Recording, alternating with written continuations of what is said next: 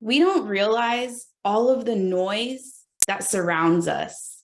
We live in such a noisy world. From the moment we wake up, we're hearing noise. The first noise, your alarm clock. And if that doesn't wake you up, I promise the second noise, it will.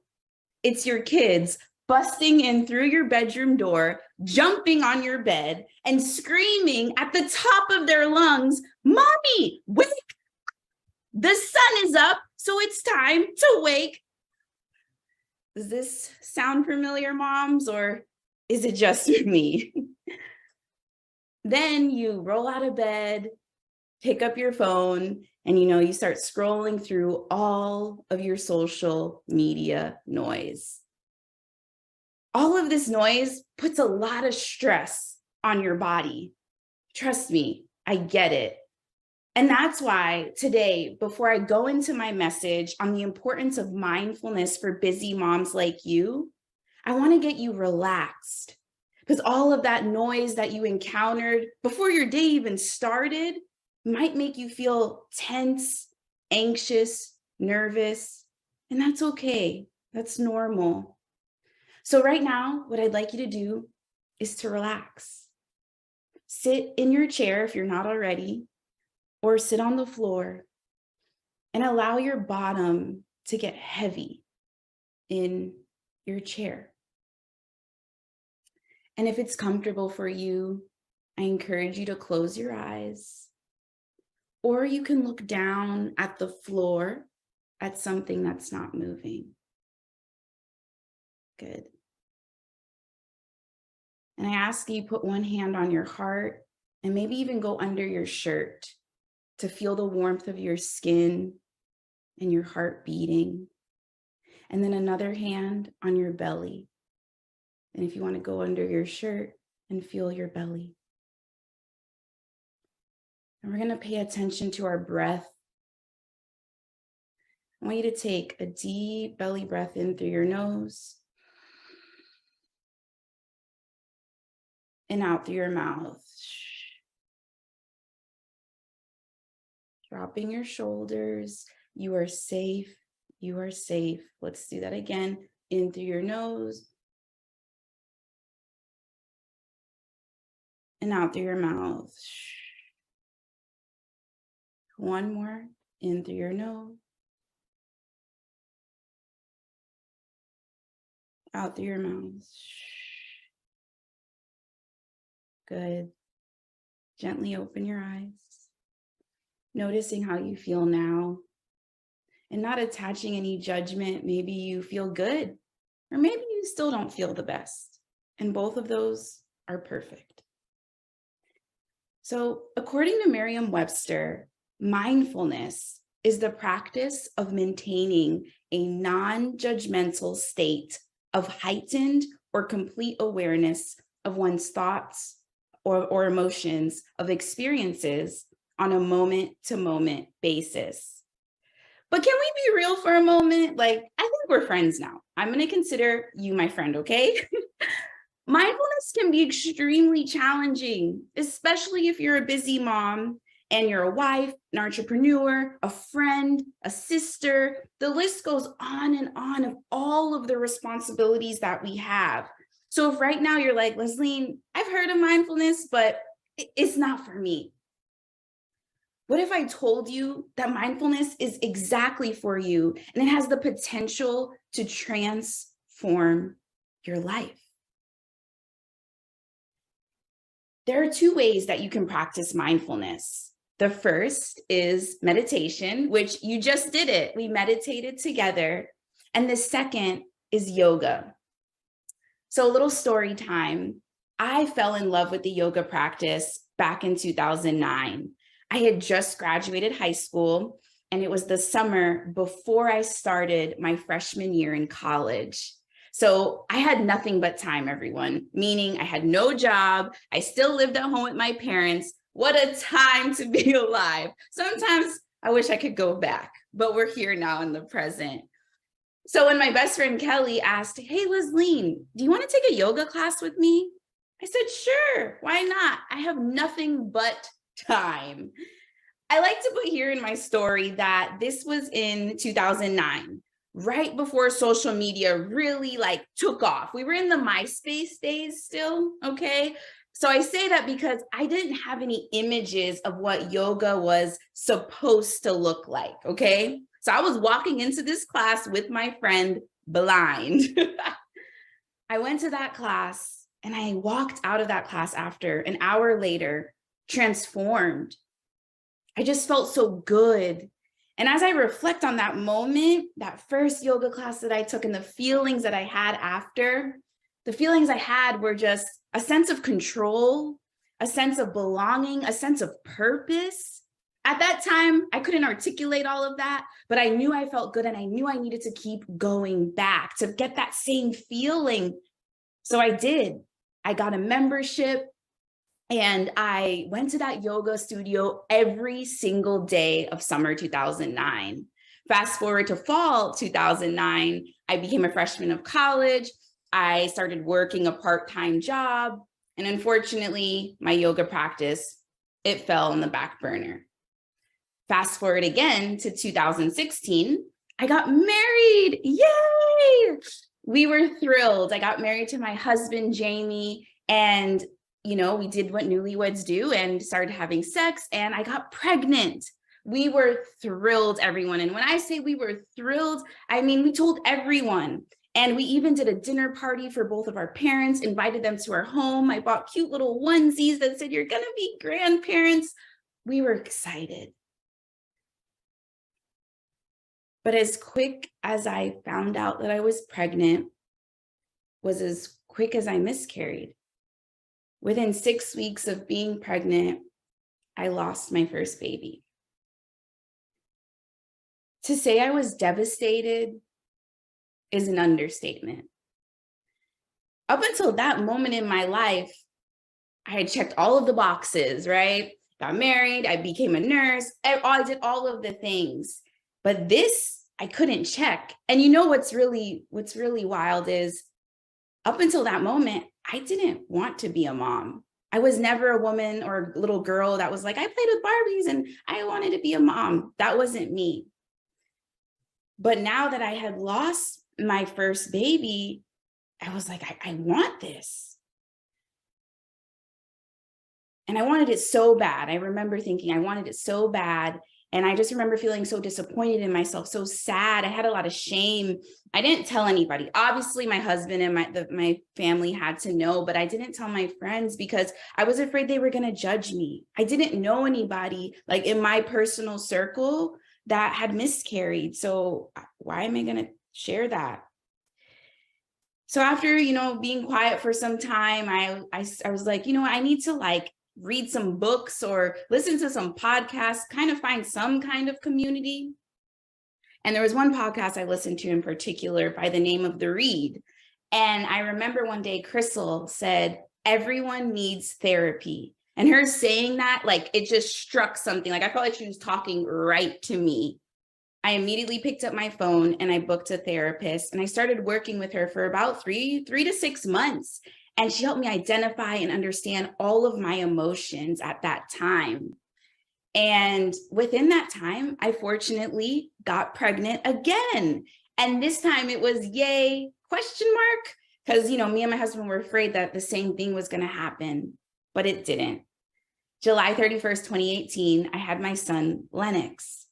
Fast forward to 9 months later, I found out I was pregnant again. But this time it was, yay, I'm tired. And I like to put in here, ladies, that breastfeeding is not a form of contraception. You live and you learn, right?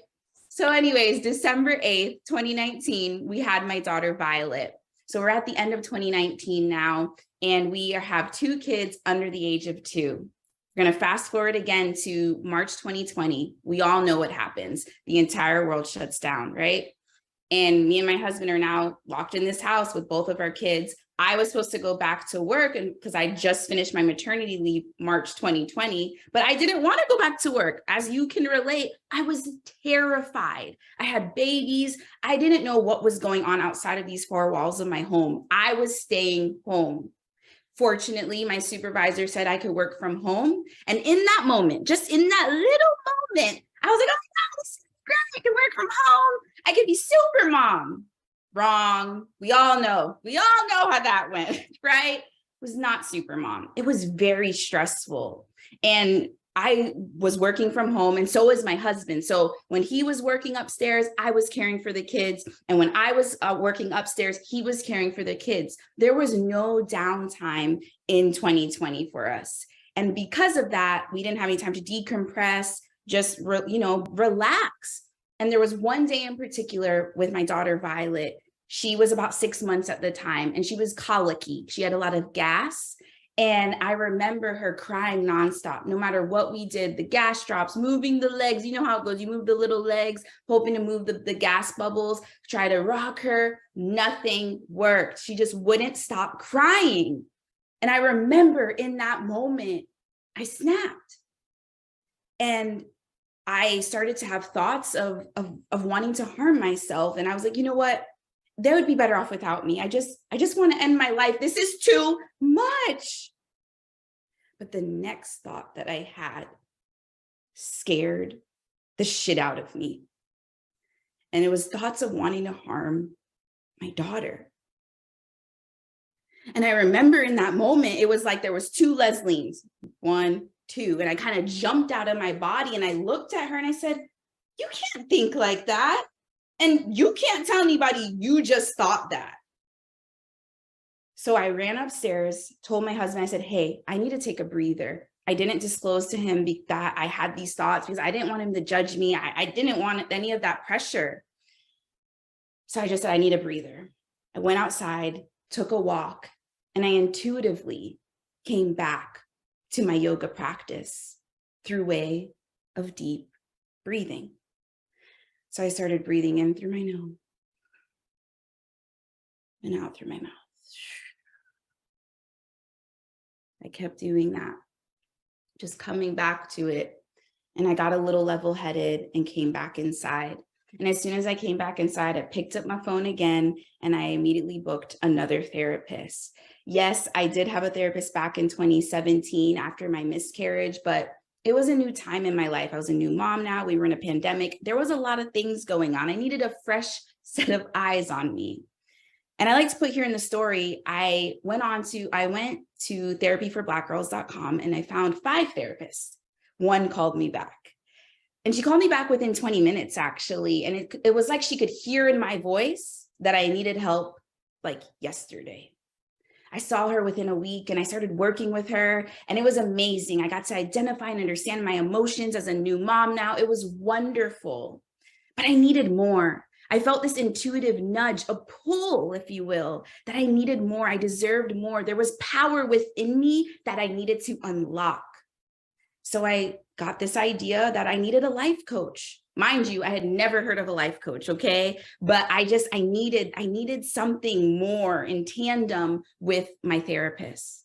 So I invested in a life coach and I started working with both of these women, my therapist and my life coach, simultaneously. Working with both of these women transformed my life and catapulted me. I was achieving all of my goals that I didn't even think were possible. What most women would achieve in, say, like 5 years, I was achieving in just 1.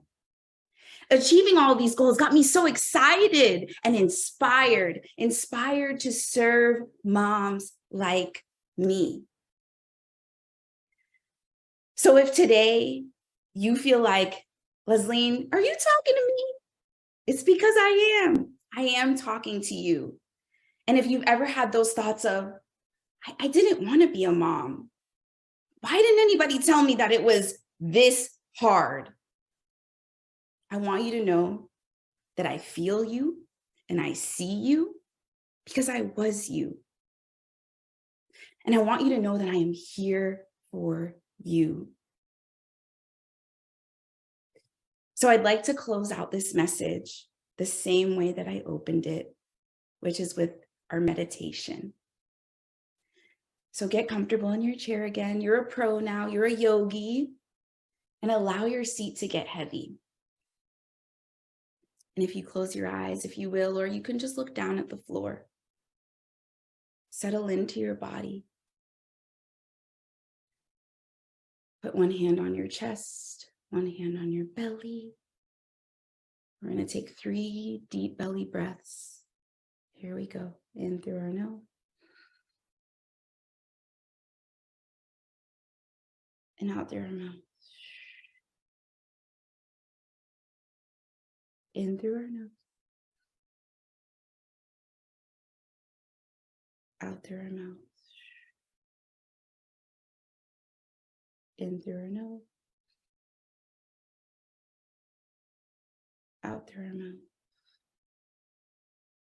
Gently open your eyes, noticing the noise has dissipated now. Thank you for your time. I hope to see you soon. Take care. Bye. So good. So good. Yeah, all the hearts, all the claps. Lesline, you Oh, are amazing. thank you. Yeah, that, Amazing. thank you. I receive it. I receive it. Thank you, everyone. The comments are so nice, so supportive. Thank you, everyone. And how are you feeling, right? I think that's the first question. How are you feeling after sharing something that had you be so naked, right, in front of so Yeah. many people, and then to see the responses? Like, how do you feel right now?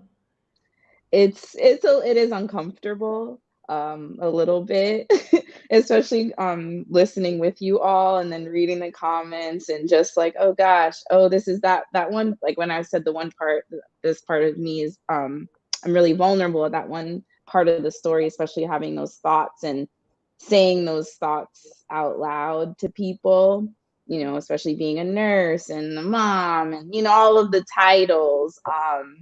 And I don't know any of you all, so it's a little scary, but I'm happy to be here just to show more moms like that we need to speak up, because even seeing in these comments like people like, yeah, I've gone through this is so real, but it's like, why didn't I hear of this when I was going through it?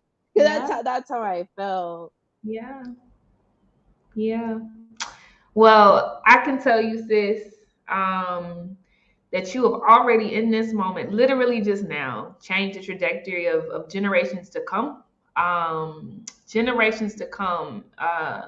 The world will definitely know your name, sis. And you are the epitome of why it's important for us to tell our stories and our words, right? And the way we want Yeah. to do it. So I'm going to bring up a person who actually wants to come to the stage and Oh, speak to you right now. This is Ashley Witt. Ashley, you have the mic, sis. Just unmute your mic. Hi, how are you ladies today? Y'all are traveling with me today. I'm getting my oil changed, so bear with me with my background. Sis, you made me feel seen. My baby girl turns 5 months on the 8th. And when I tell you those first 8 weeks of having her that was rough. It was rough. I had those thoughts like it was my first, easy peasy, easy peasy. This one, no. yeah. I was tired at night. So tired. My husband works 12-hour shifts, so it's mostly me. My parents work still, so it was just me. And then trying to Mhm. have energy for my 4-year-old, I didn't. And I found myself thinking, why did I do this again? Mm. Why did no one tell me like it was this? It's usually all mom. My husband is there, he's very involved, but whenever somebody's like, "Oh, the kids, hey mom, hey mom, hey mom." And I'm like, I have a whole very involved husband. You can call him, you know that, right? Like he exists, Yes. he's there. He's a very capable father. Like, and I remember one night I was just like, I really just want you to just be quiet. And then those thoughts started to go dark. And I literally just jumped up out of the bed and I was like, what is wrong with me? I'm a terrible mom. This is awful. I shouldn't be thinking like this. How dare I think like this from this blessing that I was just given. Yeah. So you sharing that, it makes me feel not alone. I felt crazy. Yeah. Like absolutely insane. I was like, and I can't tell anybody this. They're going to take my kids away from me. Yeah. Yeah. So to have to hold all that in, y'all, to have to hold all that in, just to be felt, to be seen, to know that I'm not a crazy person. It means so much, and I'm so glad that you had the courage to come and share with us and be open and be naked on the table for us. It just means a lot, and I thank you and I love you for that. I love you too. Thank you for sharing that, Ashley. Thank you. I love you right back. I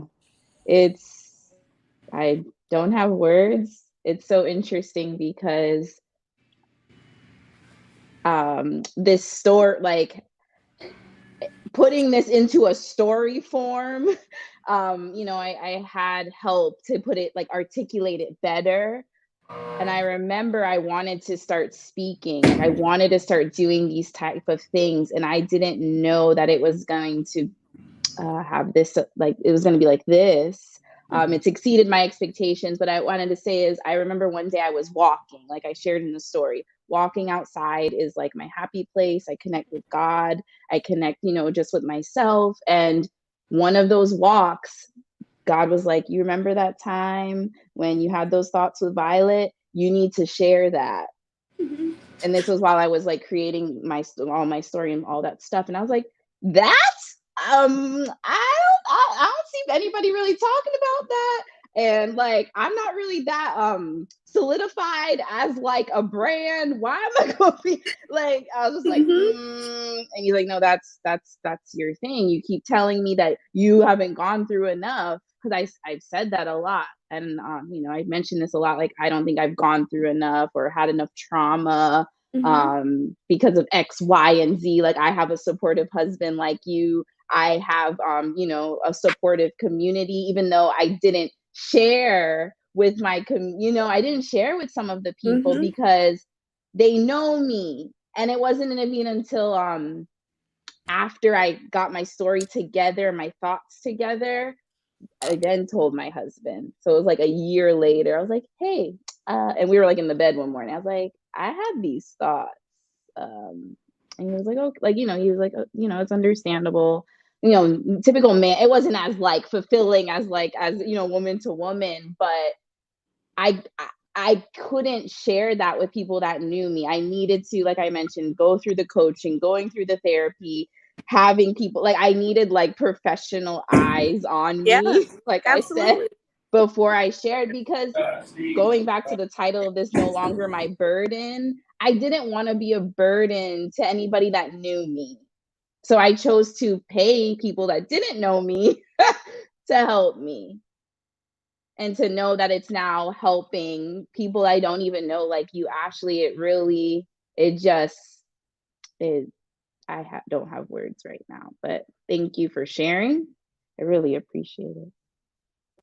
Thank you. And I get it, the burden, like you don't want people to be afraid, like the people around you to be afraid, like, oh, is she gonna, you don't want them to see you different. Like, yes, I have this moment, but this isn't me, but this is hard. I'm struggling.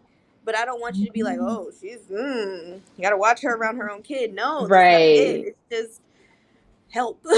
Yeah. And that's the part. That's so interesting you say that, because even when I was promoting the summit, and then the title is, I didn't want to be a mom, and I have friends and I have family that are seeing this.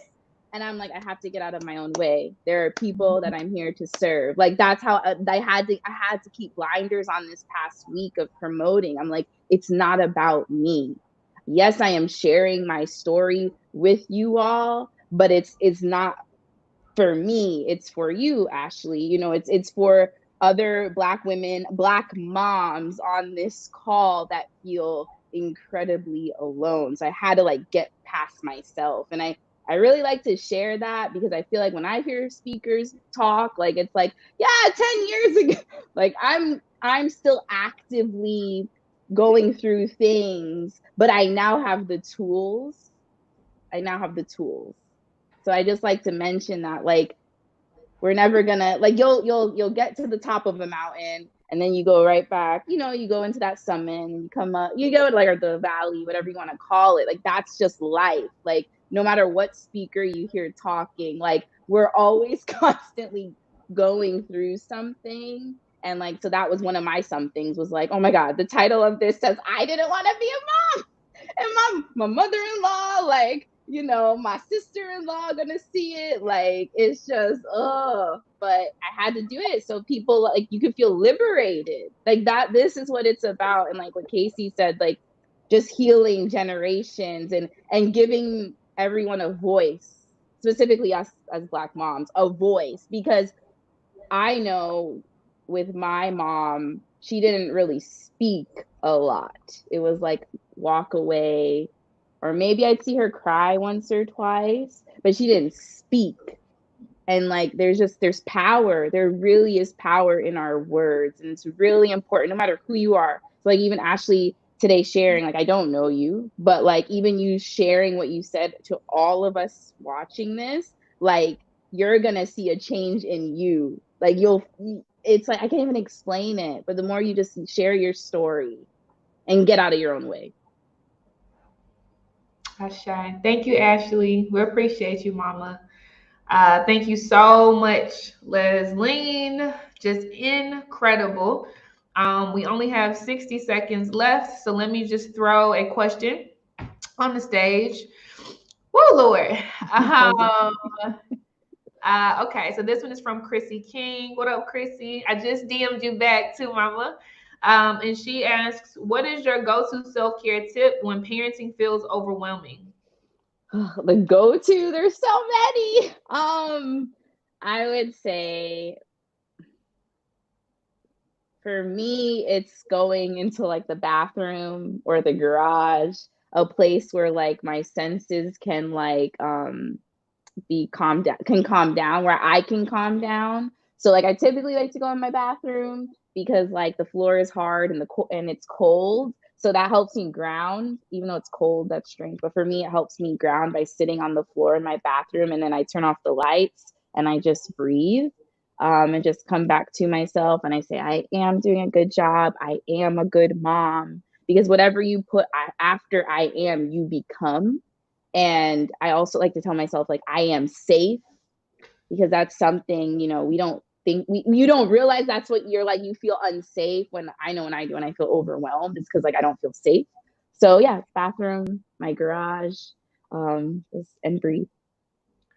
So good. Well, Leslie, I hope you are soaking up all of these flowers. You've done a lot, more than words can say right now, honestly.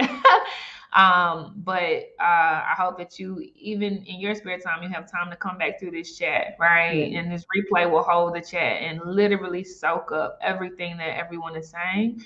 I honor you. Thank you so much for your partnership, sis. And I look forward to so many more mountains that we'll climb together. Yes. Love and light. Woo! All right, y'all. So we are almost at the bottom of the day. Okay. And I know you're feeling a whole lot of emotions. And that is the reason why we're ending the day with a journal wind down. Nefertiti McGriff is going to lead us in a journal wind down called Transgenerational Trauma. So we have somewhere to put these things, okay? A whole hour of this, okay? But before that, we have a panel discussion, okay? We're ending the day. This is it, okay? Next, we have a panel discussion called Black Maternal Mortality Rates. Black maternal mortality rates, because we need to cement the learnings, right? The challenges, the experiences that we thought were only ours. And so we're going to have two midwives in a panel discussion alongside myself. One is the only licensed midwife in Columbia, South Carolina, and the other, you've heard from, Candace is coming back, is under her stewardship right now, learning, and is very close to her licensure, okay? So Black maternal mortality rates is a panel discussion we're about to go into right now. And then right after that, we're going to have a live session with Nefertiti McGriff, who is going to lead a wind down journaling session because we need it to help us unpack this in very, very healthy ways. Okay. And then it's over. Okay. You get to go inside of the booths. You get to go in the lounge. Definitely go inside the booth. So they have a lot of fun things planned for you. So I will see you on the other side of the panel discussion, and then meet us for the end of the speaking sessions with a journal wind down. Transgenerational trauma. Love y'all. See y'all in a second.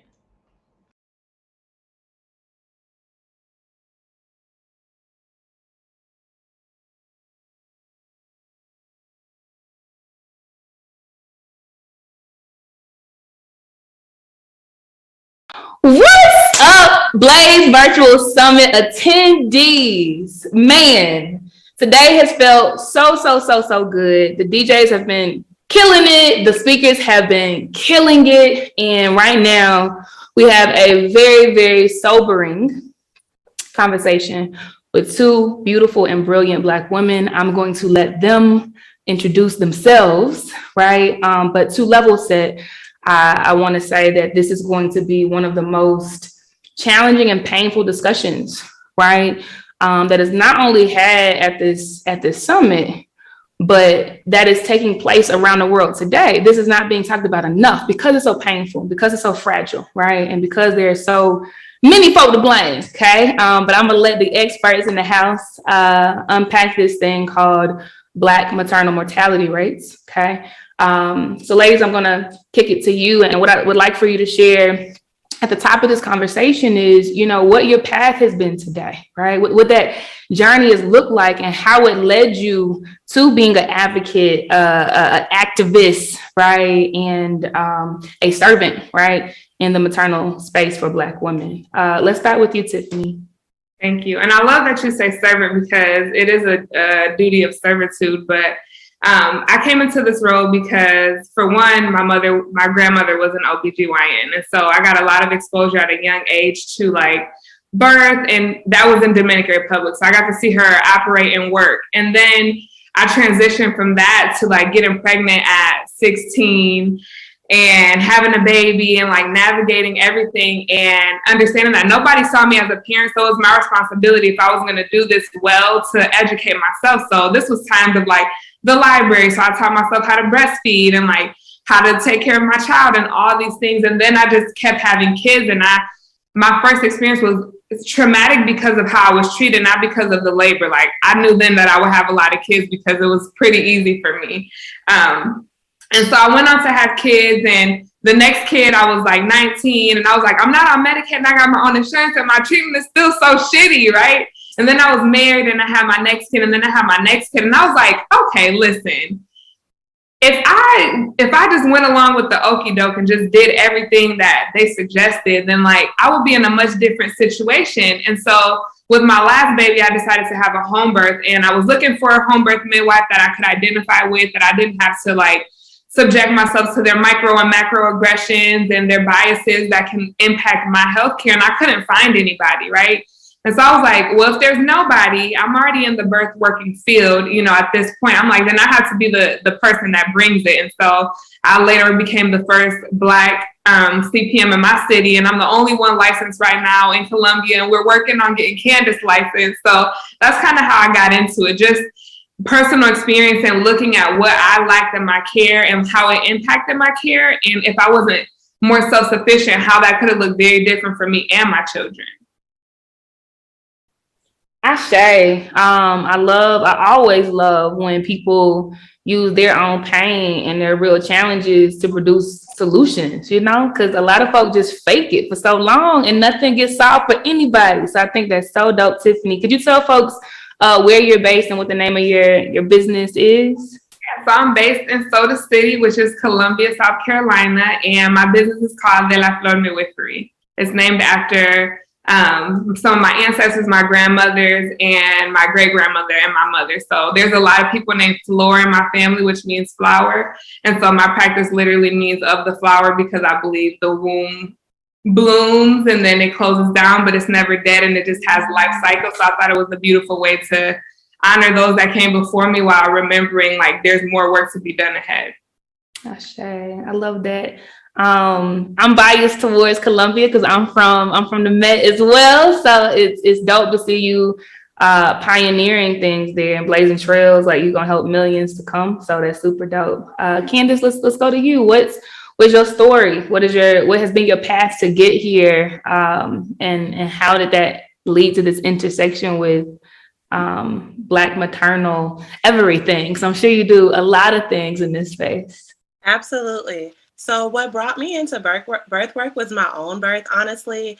I was 23 years old and no pre-existing conditions, no conditions developed during my pregnancy. And my OBGYN came to my last appointment at 40 weeks and she was dressed in her surgical scrubs. And she basically ordered me to have a C-section and she threatened me, and her words still haunt me to this day.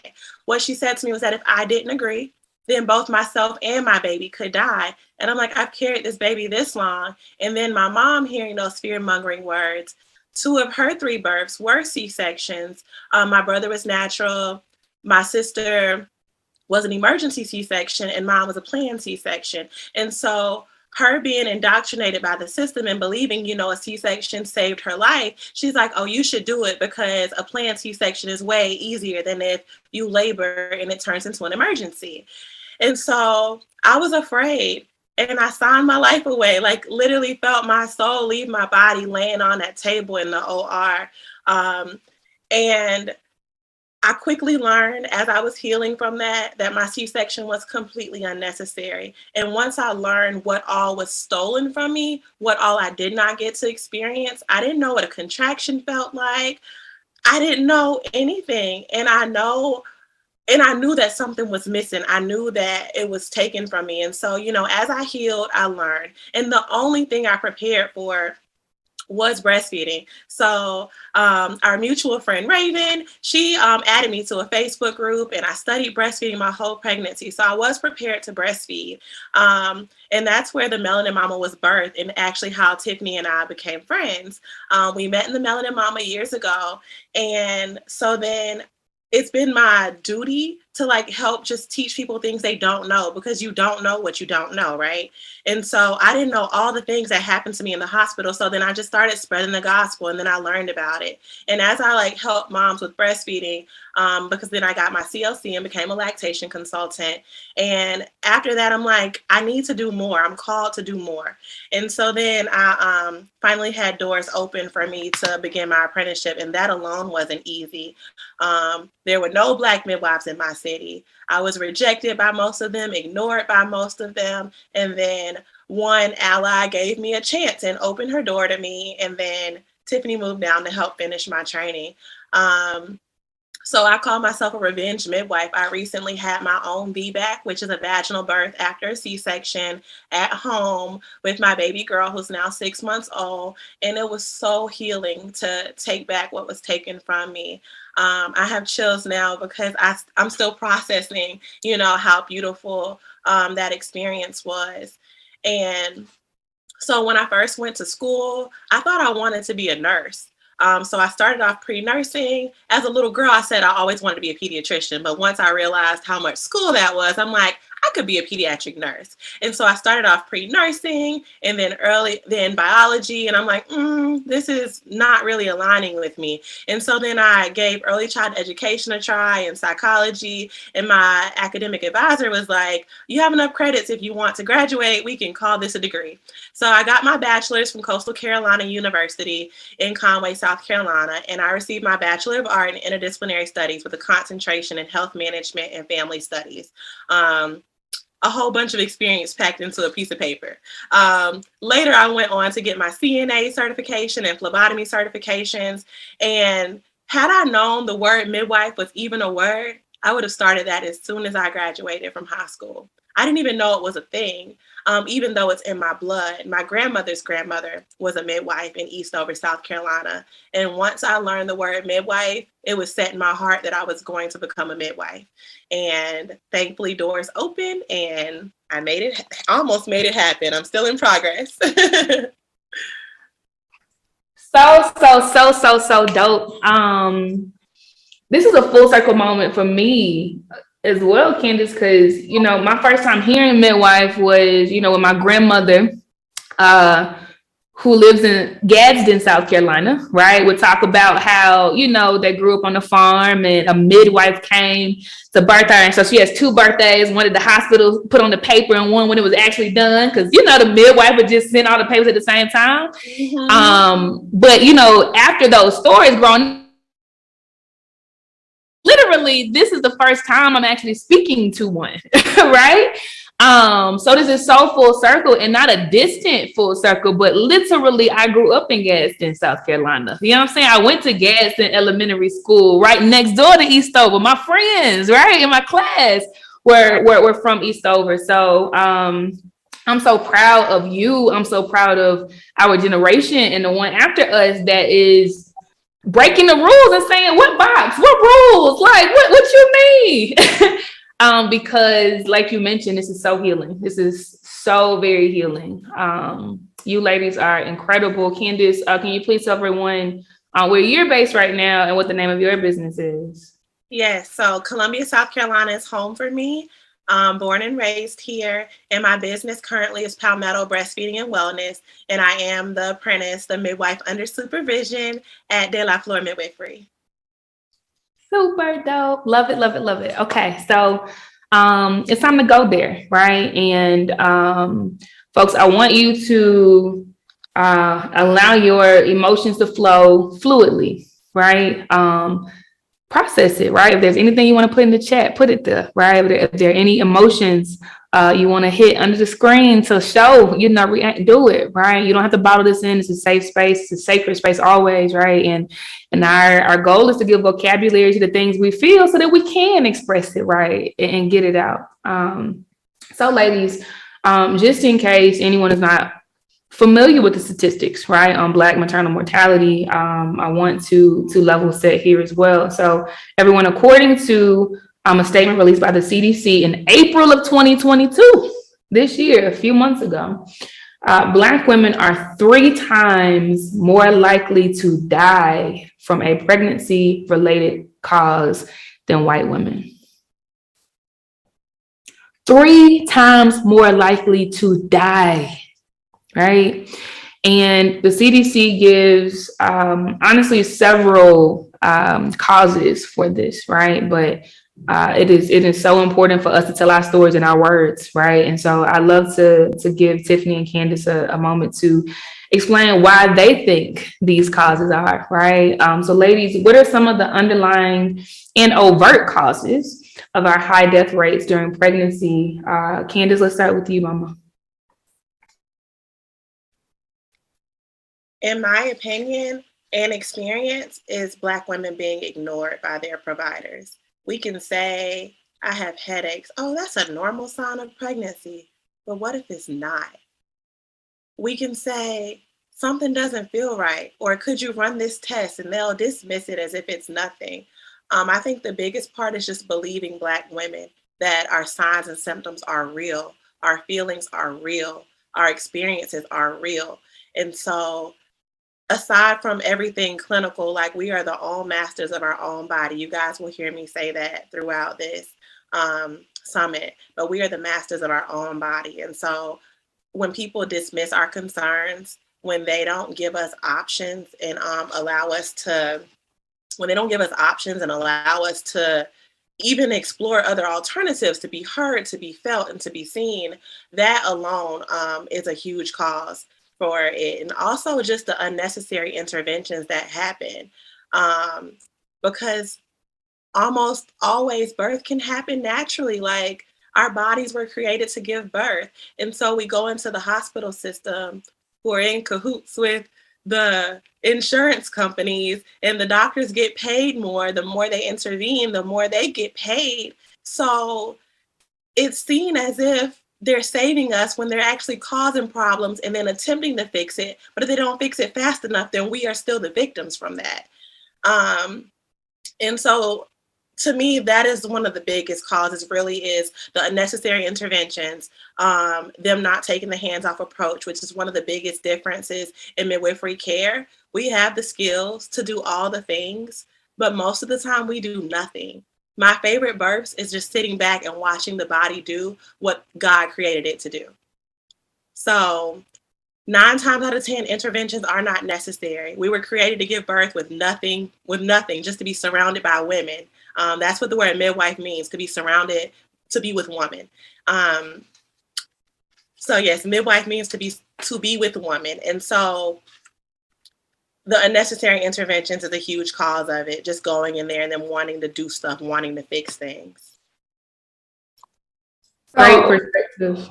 Oh, go ahead, Tiffany. Yeah. So I was going to say, you said 3 times more likely, but it can be up to 8 times depending on where you are located. Where you're located makes a huge difference. 3 times is a lot, but it's not even the highest. It's not even the highest occurrence.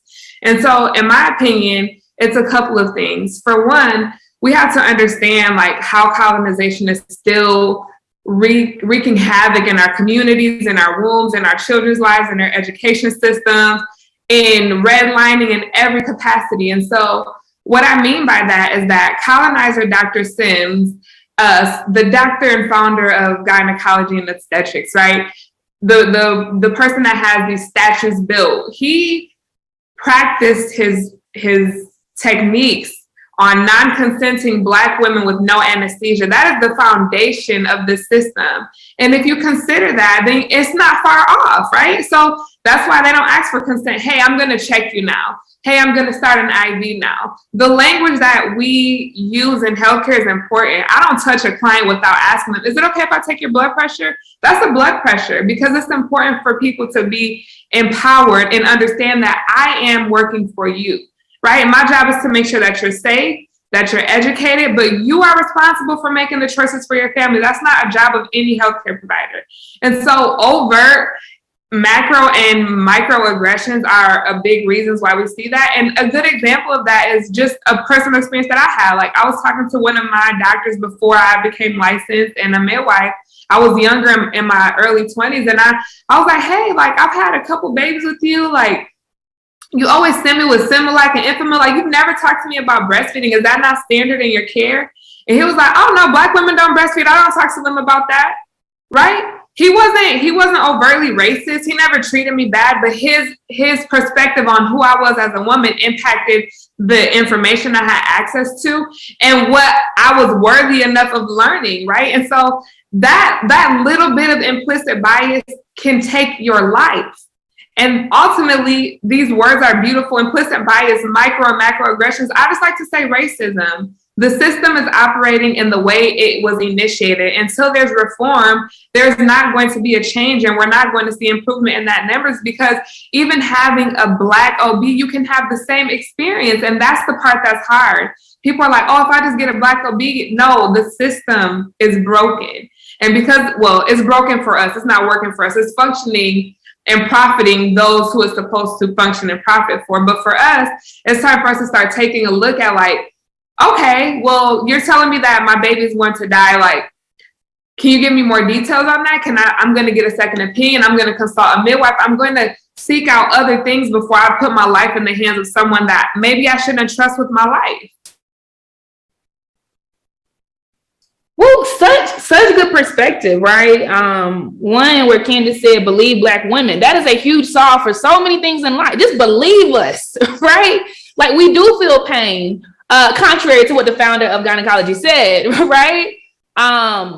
Agree, could not agree more. And then, yeah, on the flip side of that, right? Like, those who are still in the system, right? Like, it doesn't mean that the Black OBGYN is liberated enough, right? Has autonomy enough, right? Is courageous enough to do what she's supposed to do to protect us. I think that's dope perspective. And, you know, I have a personal follow-up question to this, because, you know, when I think about things in my field, right, the field I came from, outside of healthcare, like corporate America, I've come to the belief that you can't retrofit a system that was never designed to edify us. You just keep putting band-aids on it. You can't steer hundreds of thousands of people and millions of people and think that shit gonna work, right? Like, and I wasn't always that way. I was the D&I advocate, right? I spent all my days trying to convince, right? Like, colonizers and racist people and people who, you know, were trying to protect their privilege, right?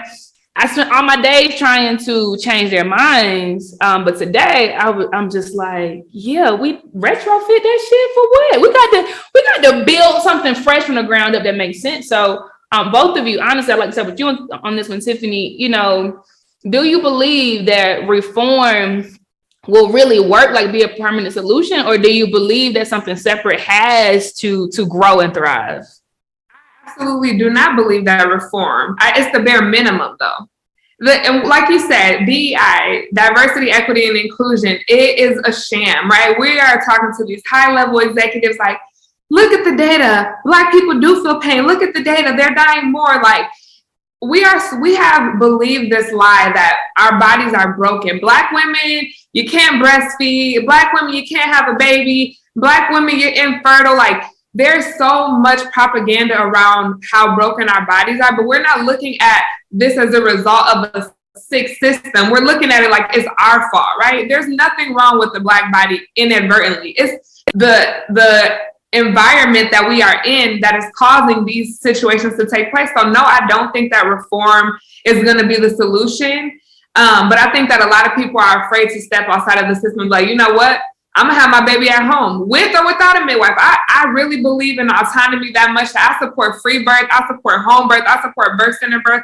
I support all births that are empowered and based in education and, you know, letting the parents take charge about what is going to be best for their families. And so that is the revolution, right? Like taking back the ownership over your woman. Stop asking people for permission to do something and how to do it, something and all of that. Like, we talk about God speaking to us, and sometimes we want it to be like, hello, my daughter. No, like it's that intuition in your stomach when you like, that does not feel right. That is like I get goosebumps. I don't feel safe anymore. Listen to that and act on that. Like that's the only way that change is going to come when we stop asking people for permission to honor ourselves. Nobody is ever going to give you that.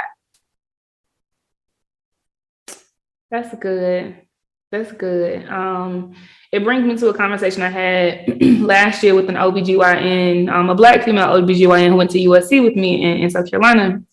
And she said, you know, after all these years of schooling and proving herself, she said that when she walks into offices, she doesn't tell them she's a doctor just to see how they're going to treat her. And it is always bad.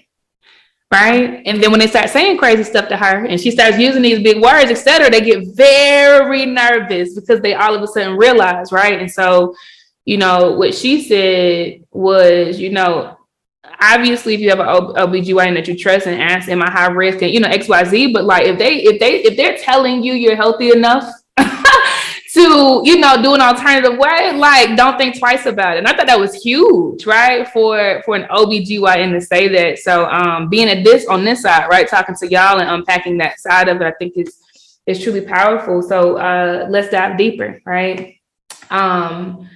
You know, this stuff did not manifest overnight, right? We've alluded to this a few times, right? And a lot of it is drenched in white supremacy, right? What are some of the and if you have examples, you can give examples. I think that would help people contextualize this thing, right? Like, what are some of the intersections of, you know, the maternal experiences of Black women and white supremacy? Like, what does it look like? How does white supremacy show up in these experiences of the pregnant Black woman? Candace, we can start with you, then we'll go over to Tiffany. White supremacy shows up particularly in my field when Black women, before Tiffany got here in Columbia 8 months ago, there was no licensed Black midwife they could choose, right?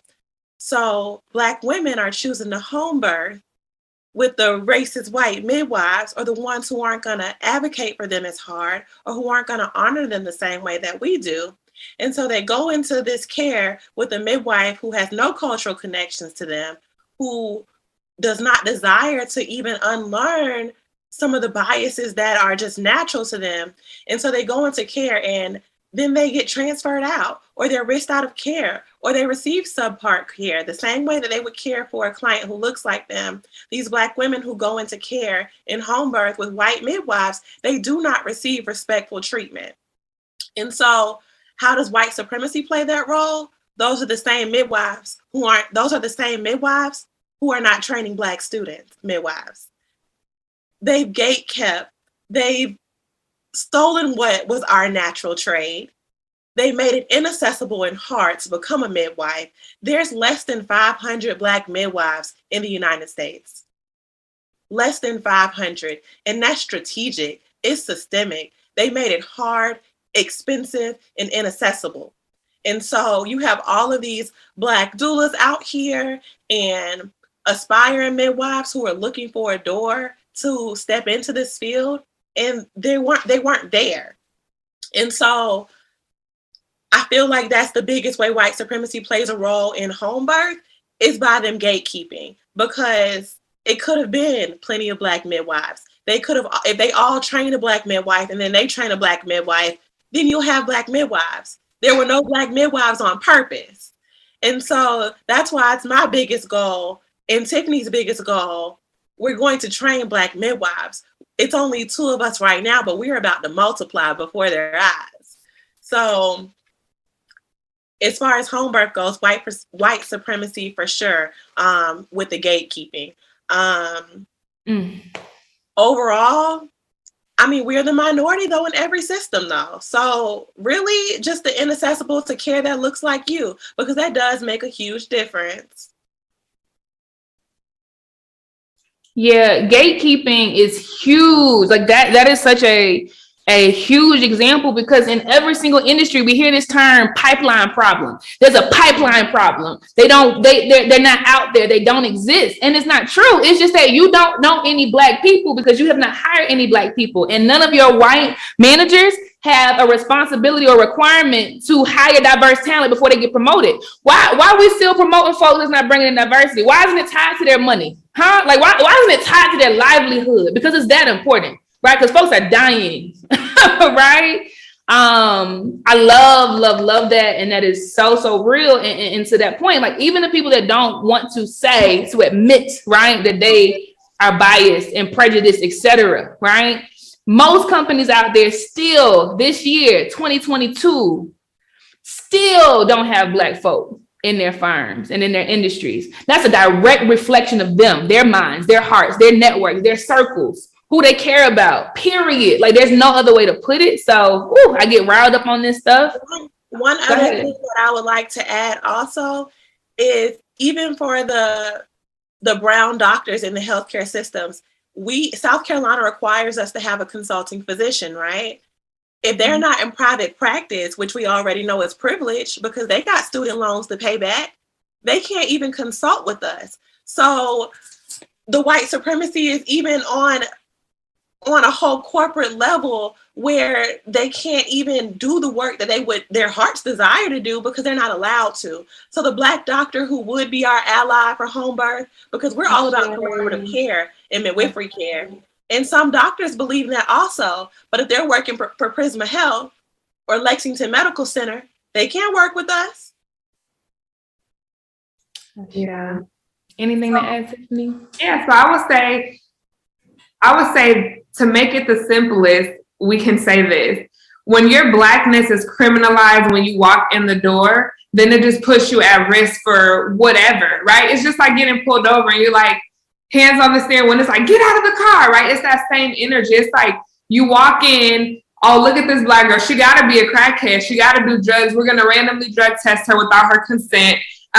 We're going to, hey, if you don't vaccinate your baby, and if you don't do this, and this that I think is good, I'm going to call CPS on you. So it's like putting your foot on someone's neck, right? But using the very system to do it, right? And there's almost never ramifications. We see so many things like this with, medical kidnapping and coercion and all of that stuff, and that's all rooted in white supremacy. So it's like, hey, if you don't do the jig for me, right? If you don't make yourself seem like a respectable Black person and come in here like how I feel like you need to, you're going to be subject to what I feel like I need to do in your life. And that is just dangerous. It's dangerous. It's problematic. And it's confusing to me that, we can get CPS involved in all this stuff for somebody that gets randomly drug tested and have marijuana in their system. But you can go to the hospital and get fentanyl put in your spine. And there's, it's a legal thing. And so a lot of the things is like make it make sense. Like, make this make sense for me, right? If we're going to drug test, let's do everybody, because I have clients from all vast backgrounds. When they come back, my Black clients are always drug tested. My white clients do not get drug tested. That is not a part of their healthcare. So if we're going to do that, let's make it universal. But if not, like, there has to be informed consent. Hey, this is standard of practice. We're going to draw these labs, X, Y, Z. Hey, this is a vaccination that we recommend. This is why I recommend it. Oh, you don't want to do it? That is your right as a parent. And so that is how white supremacy kind of shows up in that coercion and manipulation in the healthcare system. Amazing. Amazing that we can give real examples to affirm the people who thought it was just them. Right? Amazing. I have not had a child yet, and my first time hearing about a traumatic birthing experience was in 2021. That's wild, right? I'm 32, right? And that's how much this is not talked about. It was my close friend who told me what happened on that operating table and how they were taking pictures of her body without telling her why, and saying, "Do you see this?" Like the scariest experience, right? The scariest experience. She just had a baby. No reference to that. No reference to how anything, like she was in a zoo. And I never ever heard that story, ever heard anything like it, because everybody felt like you got to be a happy mother that talks about the sunshine and, so I appreciate y'all. I know so many other people do, because y'all are telling our stories, man, and giving us vocabulary, right, on what we want instead. Beautiful. So our wombs, right? Our wombs are sacred. Our wombs are sacred. Beyond birth, we know that we manifest many things, our experiences, right? Our feelings, our hopes, our dreams, our hurts, our pains, right? Toxicity, many times manifest in the womb, right? What is your lens on the connection between our mental and spiritual states, right, in the womb? And either of you can take this. Yeah, so I'll start. I'll say that the connection for me is the intentional disconnection, right? Like, we Black women specifically are so far removed from our wombs. We're afraid of them. We don't have the space and capacity to talk about trauma and sexual abuse. And a lot of that is like stemming from like relationships with our mothers, right? And so then we come into these systems and we're just willing to do whatever it takes because we've never been given autonomy over our wombs. And so the connection between our wombs and everything else is like that freedom to be connected, to acknowledge it. Like, how often do you spend time like with it, right? And so when you don't, we have these blockages of like energy. We have these blockages of all kind of things. And so as much as I want to break down like the connection, I really just want to say, like, spend time with your womb so that you can see how the world opens up for you. And when I say that, I mean hold your womb. If you have sexual trauma, like, talk to your body and say, man, like, I'm sorry, I had no control over that. Like, this was hard. If your mother was like, you're not telling the truth about that, like, talking to that inner child and just connecting, because that way you can start to see the connection for yourself. Sometimes we come to these platforms and we're like, what do you think the connection is? But I like to say, like, what is the connection for you? How does the connection feel when you connect to your womb? Because for me, as someone who has survived sexual assault, I have 5 children who none of which were planned. You know what I mean? Like, there was a lot of remorse that I held, and I was like, damn, like, I never even got to choose this, right? But I got to take ownership of it and say, hey, there was a lot of things that happened to my body, to my womb, that I just never gave permission to. And it is my responsibility to take my power back. I can't be mad at anybody. I have to heal that for myself, because in that, it allows a path to open. And in that, like, I was able to step into my call as a midwife, as, somebody who helps people through womanhood, period, and have real life conversation with no fucking shame, right? With no shame, because the things that happen, like, they're not your fault. And so why carry shame about something that you have no control over? So the connection to womb and manifesting in your heart and love and everything, it only can start when you actually have a connection to your womb and you're not afraid to tap into the beautiful things and the harmful things and the hurtful things that it has experienced. That's good, sis. That's good. That is so good. Because because it makes me reflect on my relationship with my wounds and the things I don't ever talk about, the things I have never uttered until right now. You know, when you said, you know, mom saying, I don't believe you're telling the truth and things like that, right? Like, it made me think about when I was a little girl growing up in Gadsden, right? And my grandmother who was raising me would say stuff like, you know, at 5, you know, you fast. Why you walking like that in that store having a men looking? I'm 5, you know, or calling me heifer instead of my name, you know, for long, you know, you grow up with that, right? And as an adult, I didn't even want to process why I couldn't look at kids, why I didn't want to be connected to kids, you know.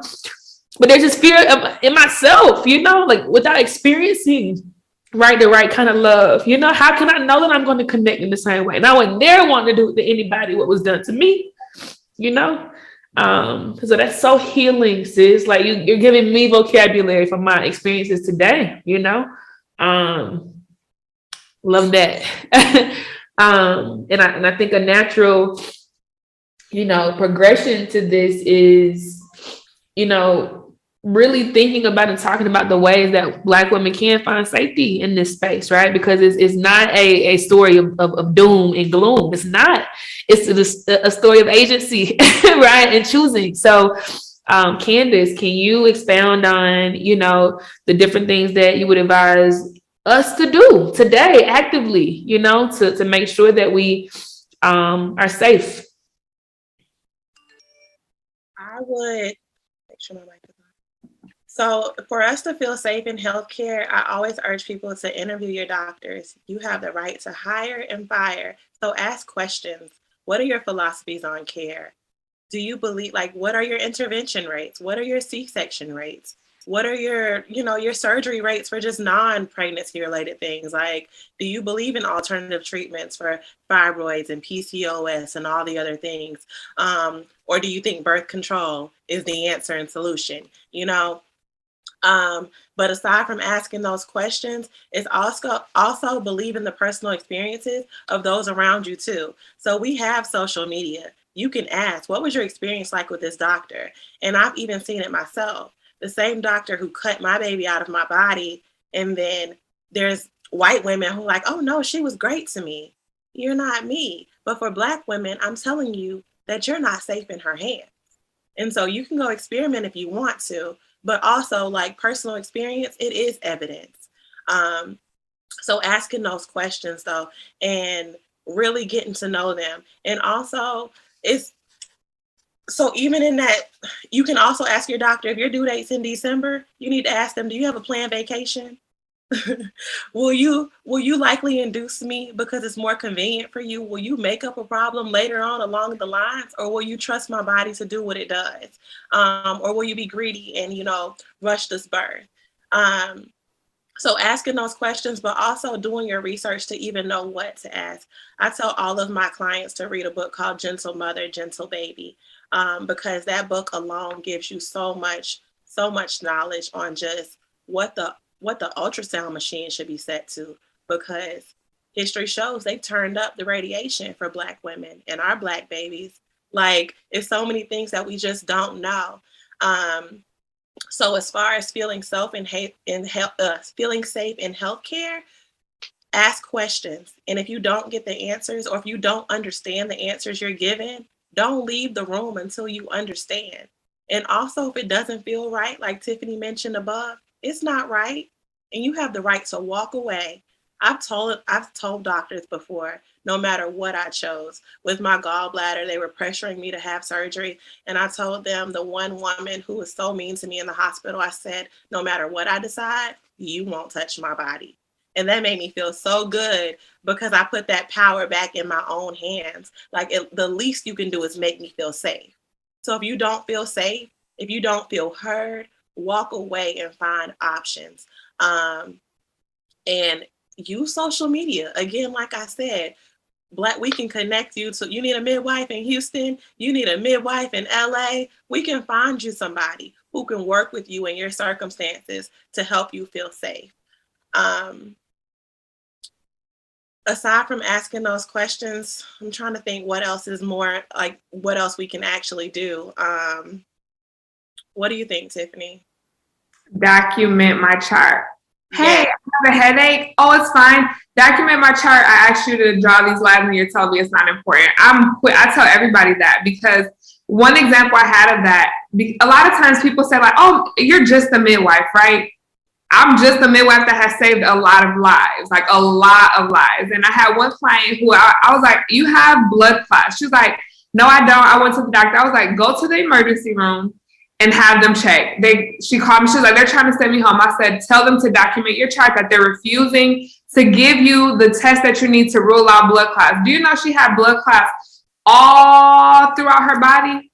They had to do emergency surgery and stent and everything. And I'm like, do you see what dismissing people does? And then instead of them being like, we're so sorry, we're just carrying on like nothing. So if you have something going on and you want to make sure, because they understand liability, you have to talk their language. Okay, I'm telling you that I'm presenting with this, and this. What does it cost you to run these damn tests? Run the test. If they come back negative, fantastic. Now we know for sure. But I'm not going to play with the life of anybody when there's a simple test that I can do to rule it out. If you're not going to give it to me, document my chart that you're refusing me care. And they're going to do it. And so you have to learn how to do that. And if you can't, prepare the people that are supporting you, because in birth and labor is vulnerable, right? You might not have the language, but your baby daddy, your husband, your granny, your mama, they're going to have to learn how to speak up and say, hey, we're concerned about XYZ. She's saying that she's having this presented. She's losing a lot of blood. She's dizzy, whatever the case may be. Test. And if they say no, document my chart that you are refusing me care. That has been the lifesaver for so many people. And one other important tidbit I like to add, especially for people who have survived various forms of abuse, you deserve to feel safe. You don't have to have a doctor's hands all in your body. You can say, no, thank you, because guess what? When it comes to birth, your baby's going to come out whether you know if you're 3 centimeters dilated or 10. When it's time for you to push, your body won't stop you from pushing. Your body is going to do it for you. It's called the fetal ejection reflex. Your baby's going to come out. So you don't need a doctor's hands all inside of your body violating you for you to know when it's time for your baby to come. So no matter, and that's a lot of reasons too why some people don't go to doctors. They don't feel safe. And so just know that your body is yours and you have the right to decline any and everything being offered to you. You don't have to agree just because they say with the I'm gonna check you. No, you're not. And first ask me permission and I'm declining. So good. And for those who don't know, I live on the continent, right? So February 2021, I came over on a one-way flight and I haven't looked back, right? I've just been hopping countries, etc. I'm in Nairobi, Kenya today. And I never knew that a doctor's experience could be so pleasant. Like, I never knew how unsafe I felt until, I'm walking in these facilities and nobody's rushing me. It's not transactional at all. They are so present. They're intently listening to everything I say I'm experiencing. They're going above and beyond, right, to help me articulate. Like, what level is it? Have you had your blood, your blood drawn? Like, should we test for XYZ? And like, I'm telling y'all, like, the news, propaganda, etc. They're not going to tell you how affordable healthcare is outside of the United States. They're not going to tell you how great and attentive, right, physicians are outside of the United States. But I can attest, and I'm talking about like literally paying $10 for the best experiences I've ever had in my entire life. Feedback on my blood cell count, so many things. Literally, them sending me home with vitamin C, zinc, vitamin D, etc. Because they're like, yeah, your blood cell count should be higher than this. Let's build your immune system, right? And I had a scratchy throat, like just amazing, right? And so, if you are an entrepreneur that is considering, right, being a digital nomad, note that it does not come at the expense of your health. It does not. Like, it does not. The grass is so much sweeter outside of colonialism, to be very frank, right? Because there are people who give a damn about you, Black woman. You are not a burden. you were not born to experience pain. You don't need to experience pain to grow in strength. That's some bullshit, right? It's a very convenient lie for people who want you to bear the brunt of everything on your back. You should feel good. You should feel ease, etc. So I say that everything you ladies have said, and I'm just happy that I can experience this every single day, right? Where I am seen by men and women, and they patient with me, and they go, but like I don't have to wonder, right, whether they're being thorough. They sending me home every time with sheets and sheets of my complete health care, no matter what I go in, right? And that's for mental health as well. Amazing psychiatrists and physicians over here. So highly recommend if you want to test it out. So beautiful ladies, we unfortunately have to start drawing this to a close because this is such a healing conversation, real time for me. I know it's a lot for a lot of folks listening as well.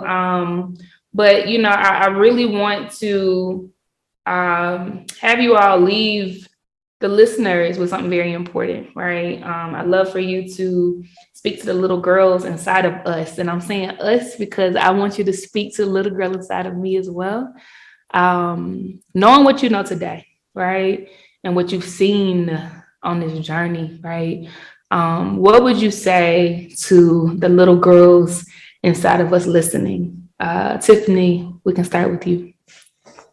What I tell the little girl inside of me is that nobody could protect you when you were younger, but it's your duty to do it for your fucking self now.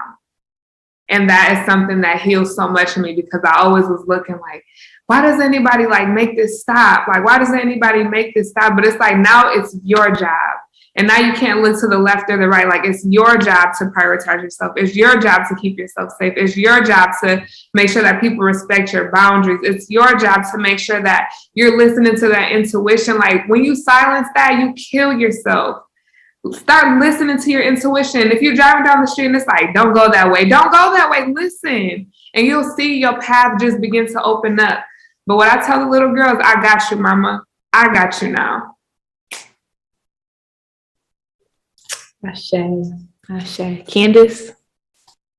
I'd like to leave us with these closing words is that you can do hard things. As a little girl, sometimes I shied away from doing things that made me scared.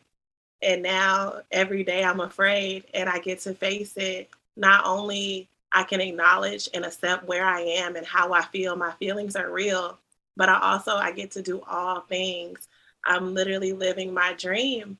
And as a little girl, just playing with my Barbies, I had a little pregnant Barbie where the little baby fat into her belly. And I spent over $100 to buy one recently last year. I bought myself that same doll I had when I was a little girl.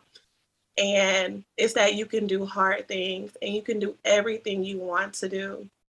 And working with Tiffany, for all the mamas out there who are still finding their way to where they're headed, you can do everything with your baby by your side. I get to bring my baby to work with me shamelessly. And it's an experience of a lifetime. I couldn't imagine leaving her, my VBAC baby, who I worked so hard to bring here. And I get to bring her with me. And, you know, I'm pretty sure people thought, oh, she had a baby in the middle of her apprenticeship. It's going to take her extra years to finish. And it's not. You can do everything you want to do as long as your heart is in it and your intentions are pure. And it's your true desires, you can do it. You can do hard things, little girl. That's what I tell myself. Woo!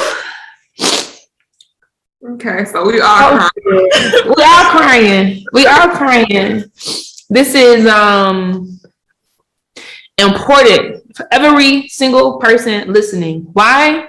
Because you are the Tiffany in people's lives. It is your responsibility today to create the culture, right, that you've been waiting for, right, that your sisters have been waiting for.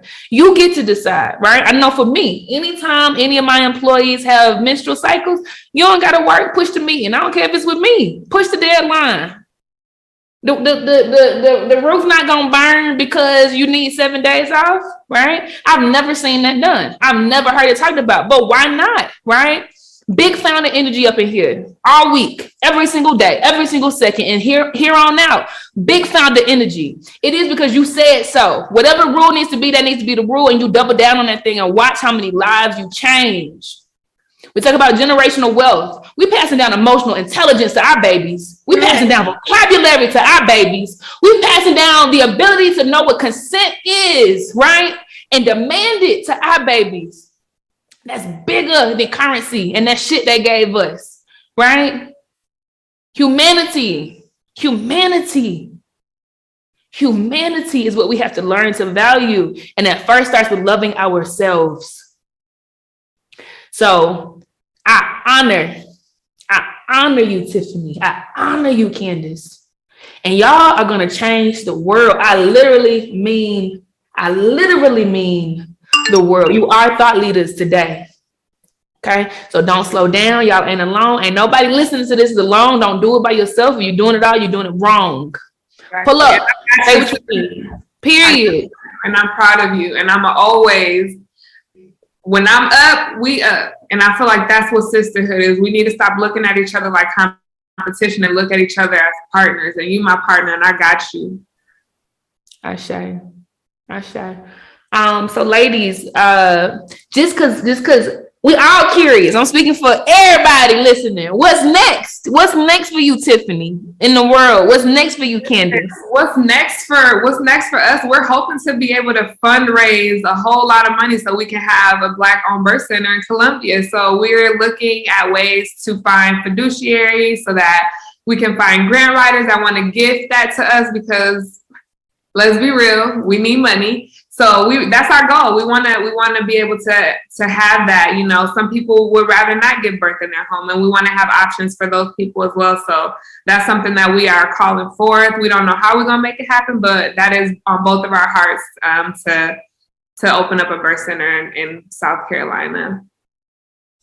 Super dope. Anything you want to add, Candace? Exactly what Tiffany said. And the big birth center is, you know, that's the big thing that we're working on, but we're also providing Black-owned childbirth education.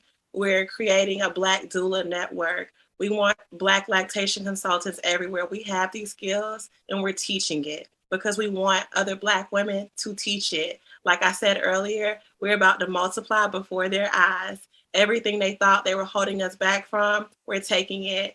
And so our Black Birth Center, it's coming. It's coming. More Black midwives are coming.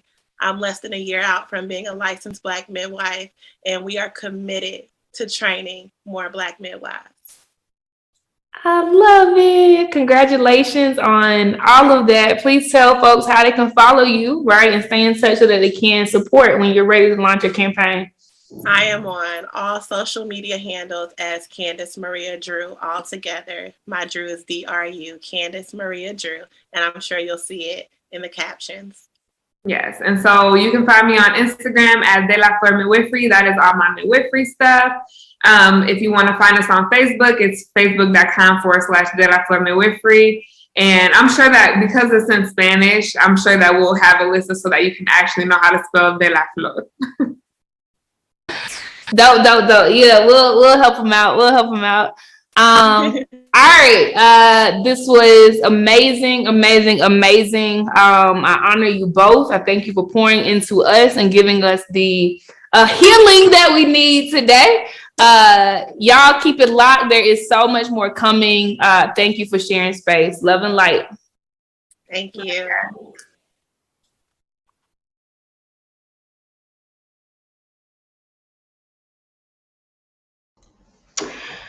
Woo!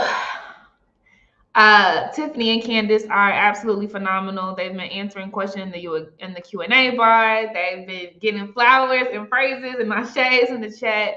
And big kudos to every single person who is here right now in this very second.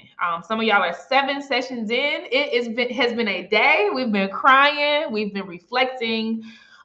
We've been tapping into a little more and more that little girl on the inside. Okay. And so kudos to you. I honor you. There's only 1 session left and that's it. Okay. There's only 1 session left, and that is a live journaling wind down with Neff, my girl Neff. She's super, super, super, super, super duper fire. So I'm so happy she's doing this. This is on transgenerational trauma. Okay, so I ask you right now, because we're starting that in less than 4 minutes, to get your notepad. There are no more sessions after this, okay? You can feel free to do what you want to do after this, but get your notepad. And this is real time. She will be able to read your comments. She gonna do what she wants to do, okay? I've already told her that if she wants to ask me some questions real time, I have no idea what she's gonna say. I'm happy to answer live, right, and literally be the example of what this experience is, and fully lean into it. I have no idea what's going to come, but I know it's going to be edifying. So definitely grab your notepads. Okay. Thank you, Raven. Raven is my production assistant, holding it down, y'all. Raven Walker in the chat. She's keeping things running with me back here. Shout out to Sylvia for all of the hard work around this. That's my executive assistant. She's doing a whole bunch of things, y'all, especially on the social media. And then again, kudos to y'all. Before we go over to the journal wind down session, grab your notebook and your pens. I already know I'm about to be crying. Maybe not enough. I can cry though. It's okay, sis. I trust you. I want to announce what's going on the leaderboard, okay? Because there will be 15 winners at the end of this week, 15 winners at the end of this week. And there have been some ladies really, really killing it. Let me tell y'all something. Tiffany Brown, listen. She is really holding it down, okay? She has 5,100 points right now, okay? Tiffany has been busy, okay? Shouts out to you. Number 2, we have Anika Jones. Number 3, okay, Kaya Blackstone, we see you. She's out there in Europe. Erica Wade is number 4. Melissa McDaniel Grisham is number 5. Chrissy King, what up, Chrissy, is number 6. Sharon been multitasking, picking up the kids, getting the baby ready. She's in number 7, super dope. Lenore, who was number 1, no shade, Lenore, but I told you, underdogs really be coming up, and it's still early. It's anybody's game. Lenore's number 8.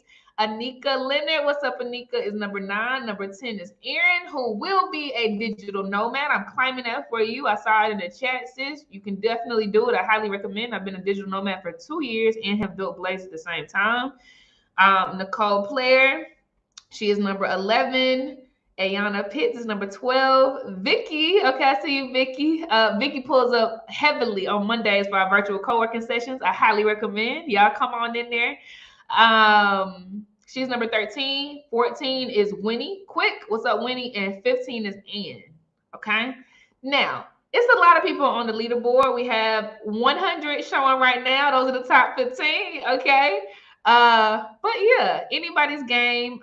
Quick reminder, you can get points by being active, updating your profile, putting reactions on the screen, writing in the chat, going inside of booths. Okay. We're about to go over to the journal wind down session. I just wanted to shout out the leaderboard real quick. And I also say, right, just in case folks have to do things, I know it's about to be 5 o'clock on the East Coast, okay, of the United States. This is your house, okay? Do not be shy. Use the feed, right, which is shown at the top right, even outside of sessions, to say, meet me at table number, blah, blah, blah. Y'all can meet up at 9 o'clock, 8 o'clock, 13. Okay, I've been over here too long. 1 o'clock, right? Even if, right, it's during the day for the DJ set, right? Some people wanted to meet at 1 o'clock, not 1300.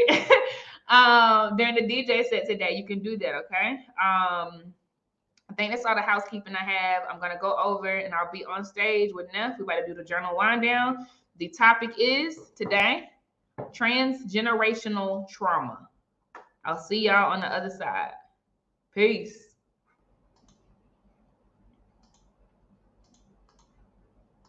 Hey, girl. Hey. Hey. All right, Neff. So it's your world. I have my paper and my pen. My pen. Okay. Okay. I'm gonna be quiet and let you run your show. You just let me know what you need, sis, and I'm here. Okay. Hey, everybody. Hey, everyone's. It has been an impactful day. I wouldn't have expected anything less if it has Casey's name on it. Casey, you know, I tell you all the time, I'm going to give you your flowers every chance I can. So I am I am like in awe of you being miles away from us, but you're still so consistent and pouring into us and engaging with us. And that's just a true testament of that you love us. So hopefully we can, you feel the love that we have for you, and the gratitude that we have for you just creating this for us. You will always and forever be one of my favorites, always. So, Not enough. I got to give you praise.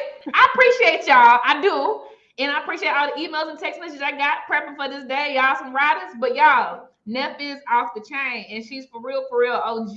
Okay? Neff graced the stage as a speaker in our Winter 2021 Summit, the first one we ever did. I mean, taught me about compassion fatigue. I didn't even know you could be fatigued from compassion, but it made sense, okay? Mm-hmm. The math was mathing.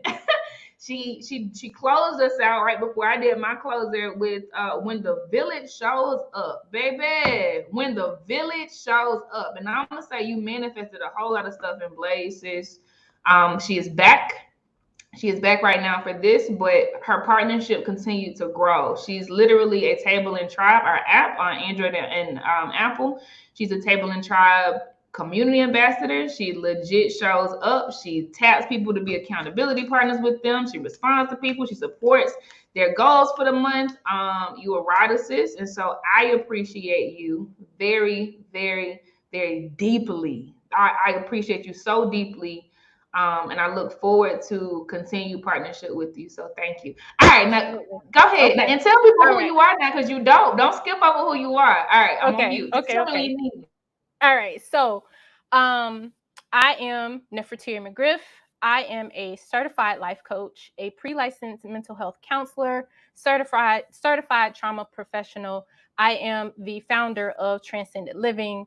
And what we do, we offer clinical and coaching services, but we specialize. So we address anxiety, grief, depression, emotional trauma, but two very specific things that we address or specialize in is those women, adult daughters who are contending with a mother wound. And so what a mother wound is having that very toxic or complicated, just a strange relationship with your mother. And it's starting to be talked about a little bit more, but we're not really honest about those kinds of things. We're really not honest about the way that we feel when we see our mother's name come across our phone and we're deciding, should I answer this? Do I have the energy? Can I give her what she needs right now?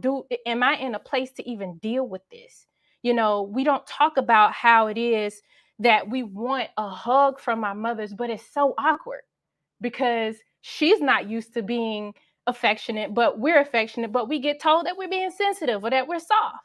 We don't talk about these kinds of things. We don't talk about how we're holding that resentment for mama not protecting us when we needed her the most.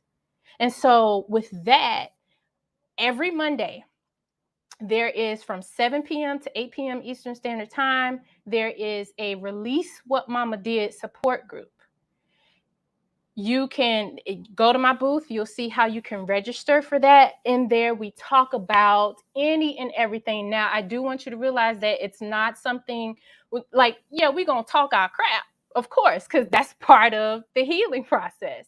However, the release part is the most important piece of it. So you speak your truth. You speak what it is. However, this work is about you. It's not about mama, because mama did it, and there's no changing that. However, it is about you, how you're showing up for yourself, how you're showing up in your job, your own job, the job that has your name attached to it, how you relate to people, all those kinds of things. That mother wound runs deep, and it can be passed down through transgenerational trauma.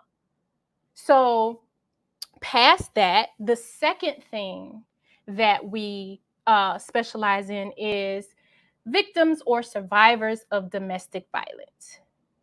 Just recently, I was featured on Fatal Attraction on TV1. It was regarding the case of Makiva Jenkins. Thanks, Casey.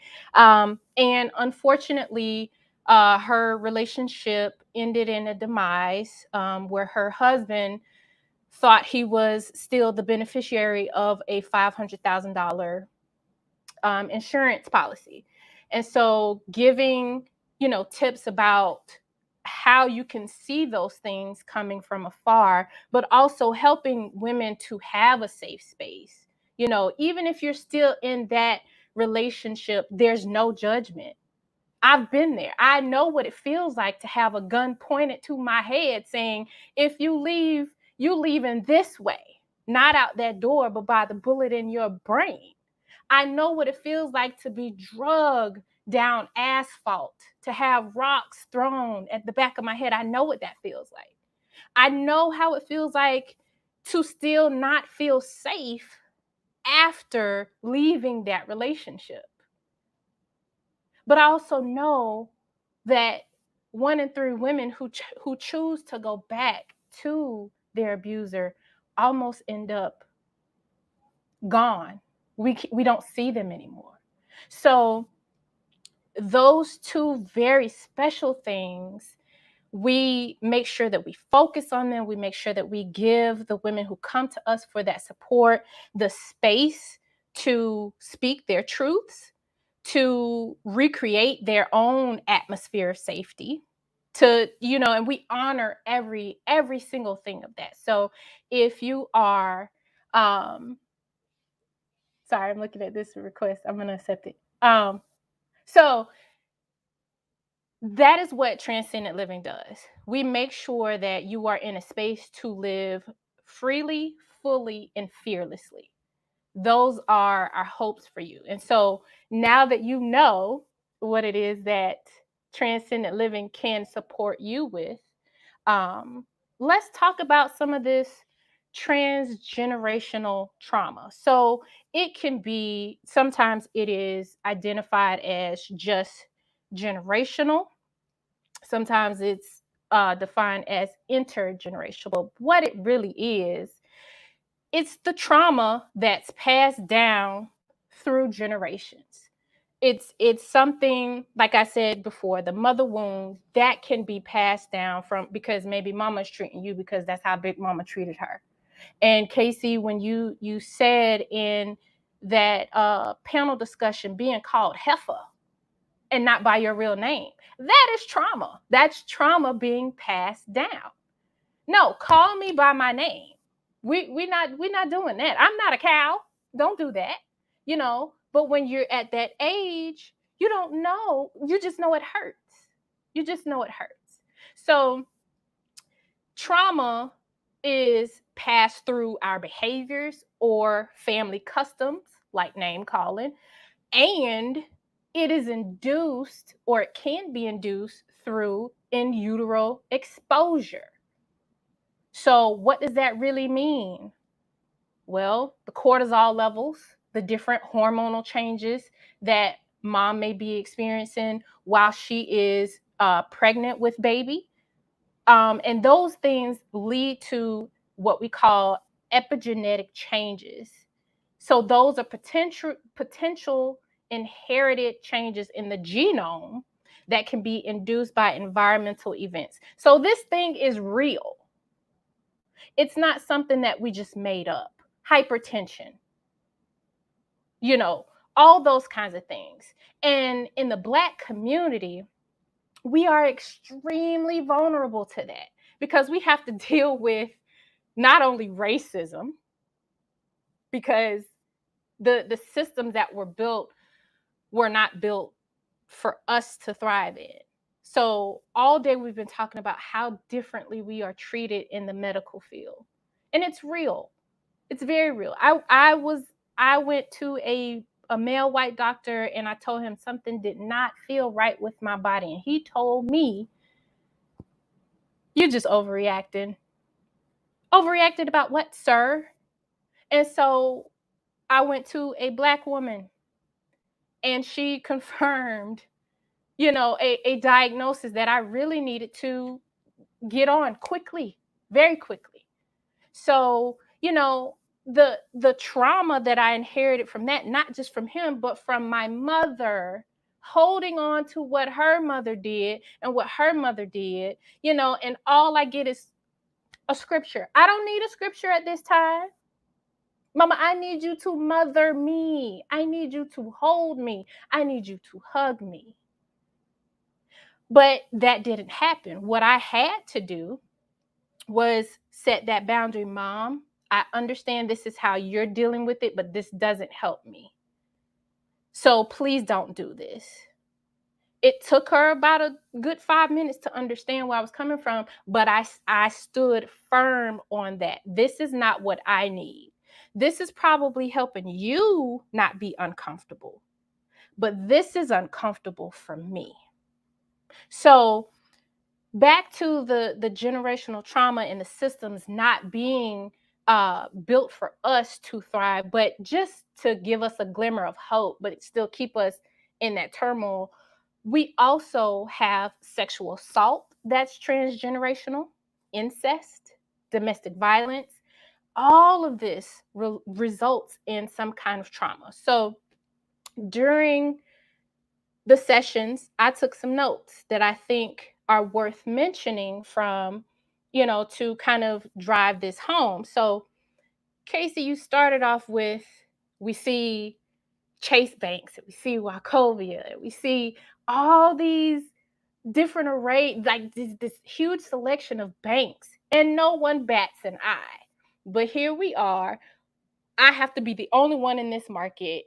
If another person's over there, then I have to do it better than them, or I can't do it because there's somebody else and somebody else is already doing it. But that's a good thing that somebody else is doing it, because that means it's needed. But that transgenerational trauma has us operating in the spirit of competition. And that kind of stems from slavery. I'm not gonna lie to you. They had to pit us against each other. House slaves, field slaves. There's that right there. The fairer your skin, the more pleasant you were treated. But we're not here to talk about that right now. So that kind of thinking really push us into a thought of scarcity. Oh my gosh, what's gonna happen? No, as Casey has been saying all day, this is the land of plenty, honey. There is plenty of opportunity for us, plenty, but because we grow up on these customs and these values that, you have to be better than the next person. What if you are equally the same? What happens? We're just a larger force. That's all. That's it.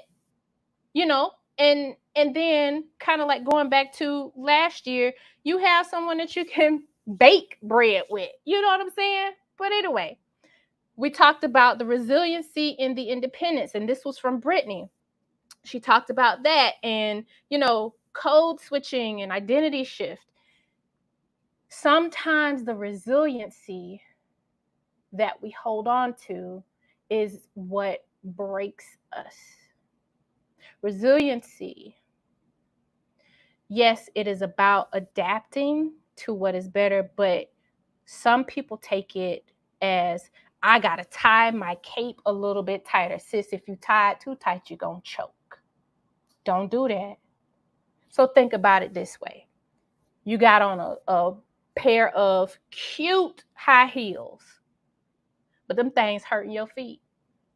And you tippy toeing and you like, but I know I look good. And so whether you take them off or not, when you do finally get to take them off, your feet are howling like dogs. Ow!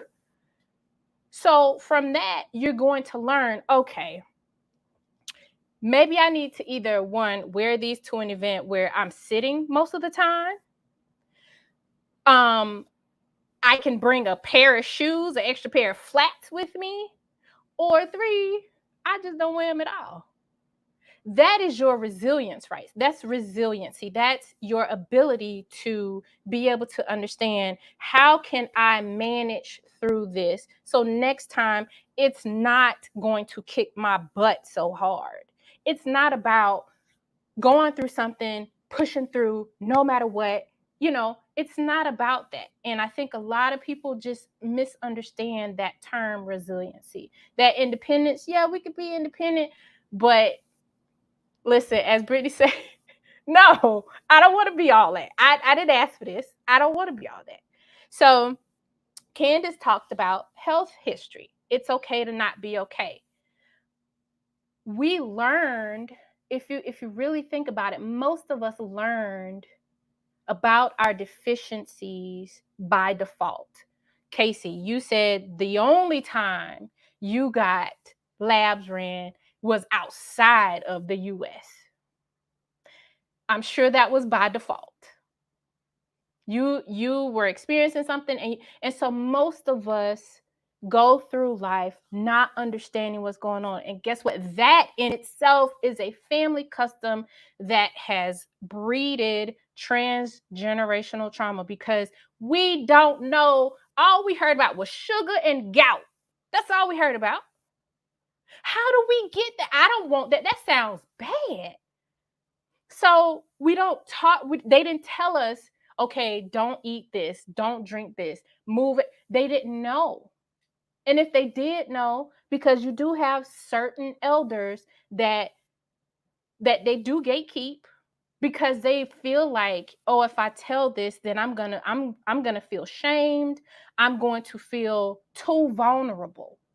And feeling too vulnerable, that can lead into other things. Okay. So when we don't have our elders telling us, hey, I have history of, I'm just going to pick diabetes. And so when we go to the doctor and they ask you for that family chart, and you say no for mom, dad, whoever, and they're like, okay, well, you got it from somewhere. You inherited.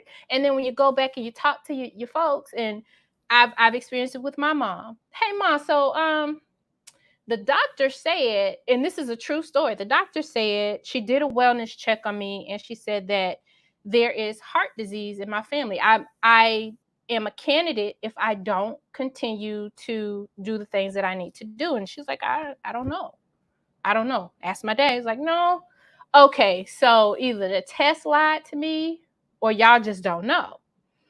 I kid you not, 3 years later, my mother had to have a triple bypass surgery. She had artery coronary disease, or however you say it. And so now in my head, I'm thinking, okay, here it is.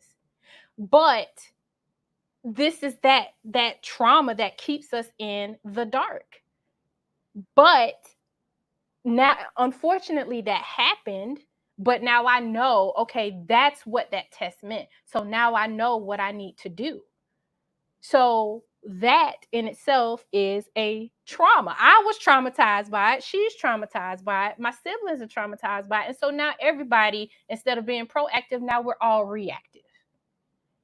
So we also talked about,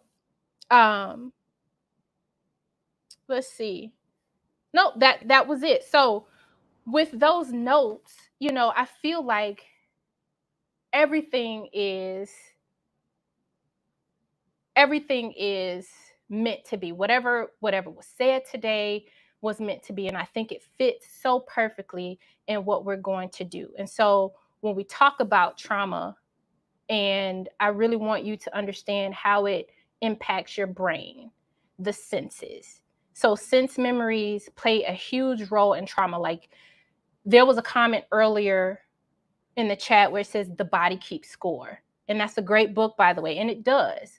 That's very true. It's pre-verbal trauma, when the senses remember the trauma, but someone doesn't have a verbal memory of it.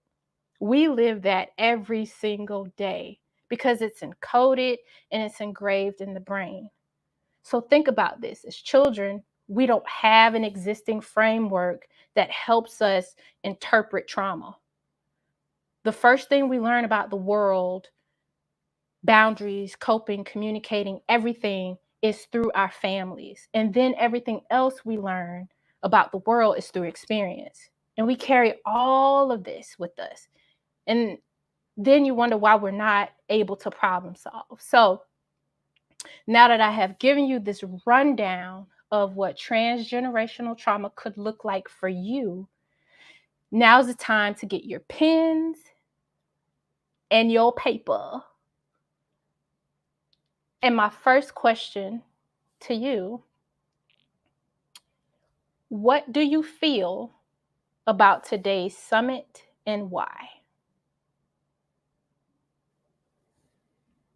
What do you feel about today's summit and why?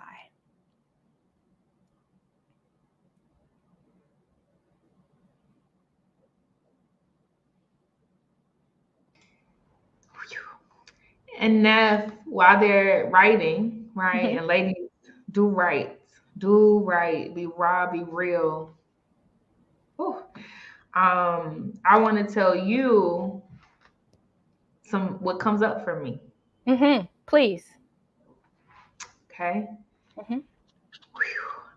June, you write this on your own journal. Like, this is journaling for you to keep and process. You write this in your own journal. And if y'all want to, Neff gonna do what she do, right? But definitely in your own, and you can share in the chat if you want to. My first reaction that comes up is what was sparked by what you talked about in your notes. And I did not expect it. And I think because I was very unguarded, stuff came up that I would have normally pushed down. Okay. What do you feel about today's summit and why? Oh, Lord. So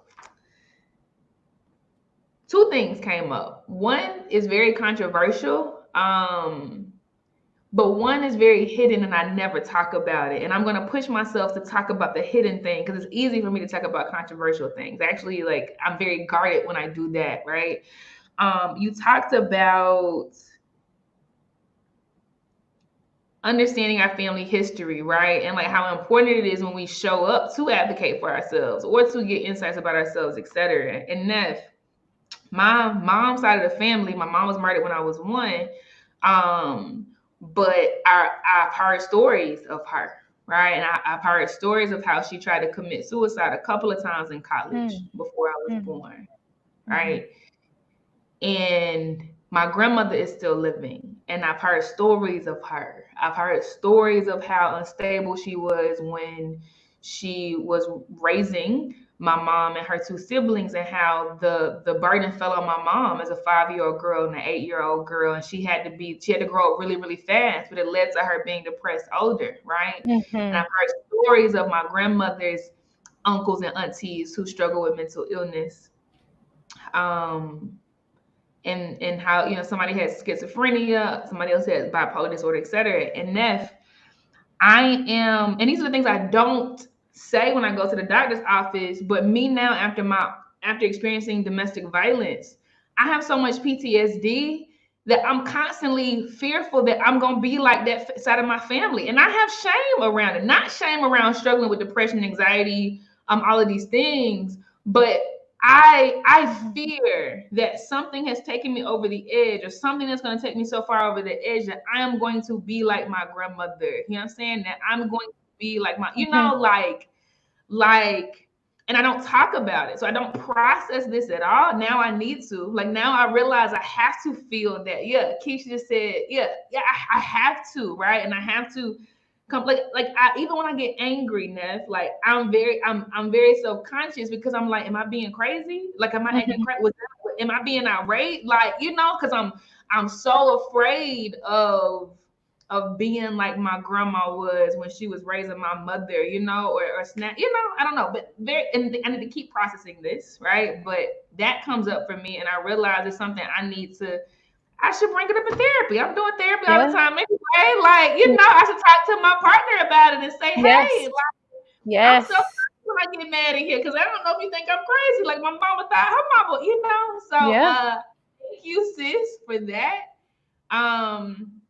And the second thing, and I'm gonna be quiet. The second thing that came up for me was easier for me to talk about, right? When you talked about, you know, this story around resiliency and vulnerability that Brittany Raji shared earlier, and you said sometimes the resiliency we hold onto breaks us, right? I thought about how, you know, even in my family, right? But it was always, but definitely even outside, like when I hear women talking in general, it is like, I know I'm going through this trial to make me stronger, right? Like I know the Lord put me through this because He want to teach me a lesson. Oh, girl, it just grinds my gear because I'm like, why do you think that's the best kind of love? You know, right. Why do you think pain is love? Like, why do you think you have to be punished to learn something? Why can't pleasure be your birthright? Like, why can't you know? So that came up for me when you said that because it's still so common, and it's like, no, like growth doesn't have to, like God don't have to teach you something by skinning your knees. God, No. That's it. Humans do that, not God. If we really truly believe that God is a God of love, why do we constantly personify him as a human? We when we feel like God is disappointed in us, we automatically revert him back to the person, the physical person that we don't want to face when we think they're disappointed with us. We personify him too much as a human, and that's what humans do when you don't do what you're supposed to do. We tough love. You know, so that's trauma. That's trauma. Yeah. That's trauma. Raven says she wants to share. It's up to you, Neff. Do you want to allow other people to share too? Or do you want to go to the next? We're gonna keep that in queue because I wanna. So we'll let her, when we do it, we'll let her do that one. And then if anybody want to share for the next ones, so we'll do like one a piece. Okay, beautiful. Okay. So Raven's up for that one. All right. What made you feel seen today?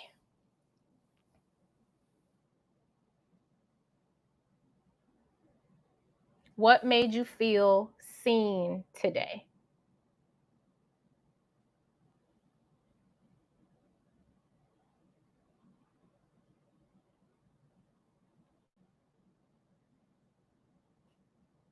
Thanks, Jackie.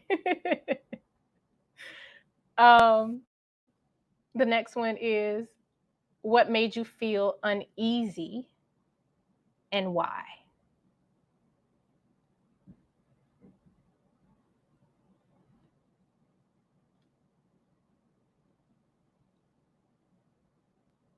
What made you feel uneasy and why?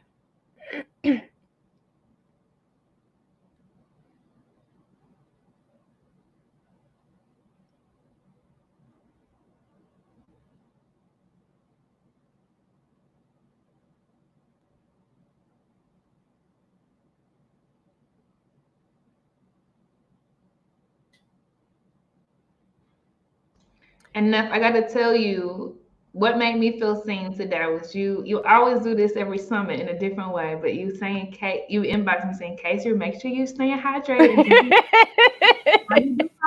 Make sure you're drinking your water. I gotta make sure you're good, baby.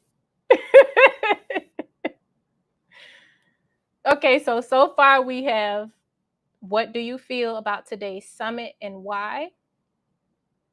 What made you feel seen? What made you feel uneasy and why? What trauma do you believe that you have passed on or exposed to your children, the generation under you, or to your partner or spouse? What trauma do you believe that you have passed down or exposed to your children, the generation under you, or to your partner?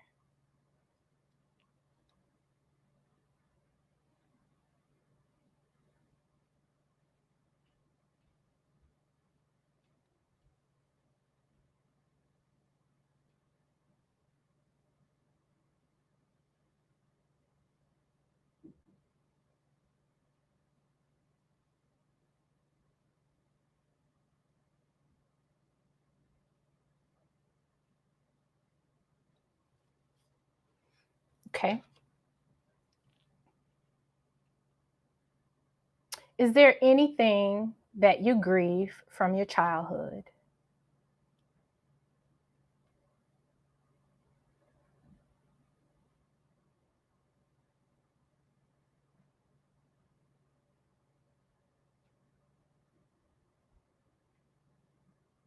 Is there anything that you grieve from your childhood?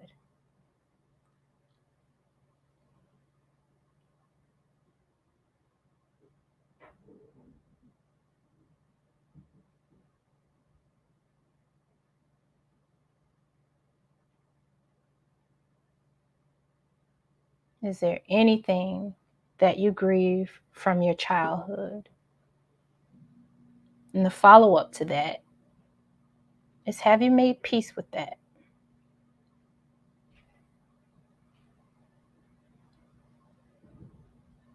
Is there anything that you grieve from your childhood? And the follow-up is, have you made peace with that?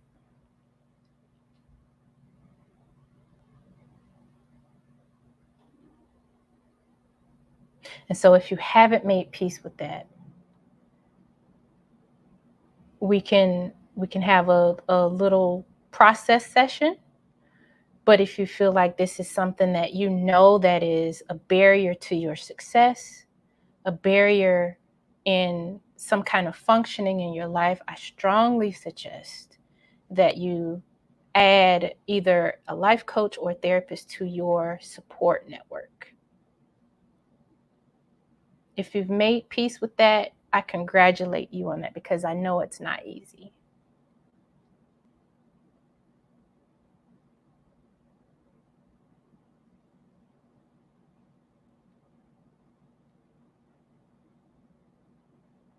What is one thing that you have noticed that you inherited from transgenerational trauma? What is one thing that you've noticed that you have inherited from transgenerational trauma? And this can be something that has attacked your immune system. It can be the way that you communicate. It could be customs that you have realized that you've kept. It could be anything that has kind of caused some kind of imbalance in your life. The question again is, what is one thing that you've noticed that you have inherited from transgenerational trauma?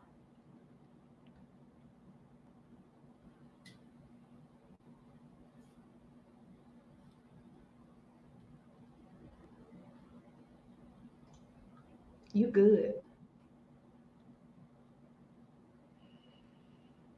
And the follow-up to that is, what ways can you put that to rest?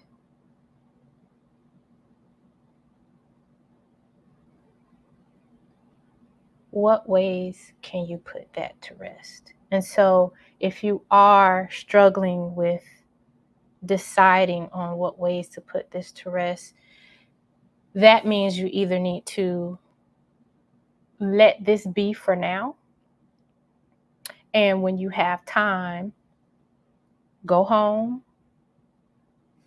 run some water, make sure it's cold, let your hand sit underneath that water, that running water, for a couple of seconds to a minute, breathe,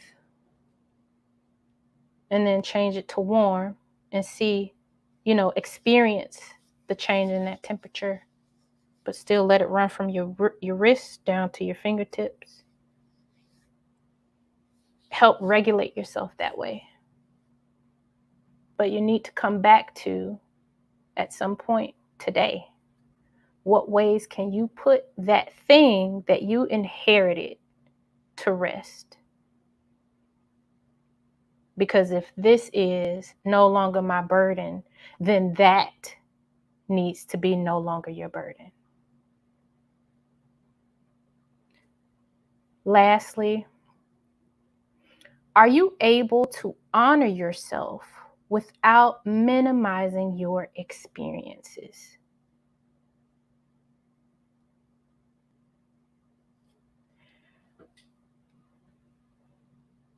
Are you able to honor yourself without minimizing your experience? And so what that could look like, because we minimize our experience, oh, it was nothing. Yeah, it was something. Because it's from you. It was a big deal.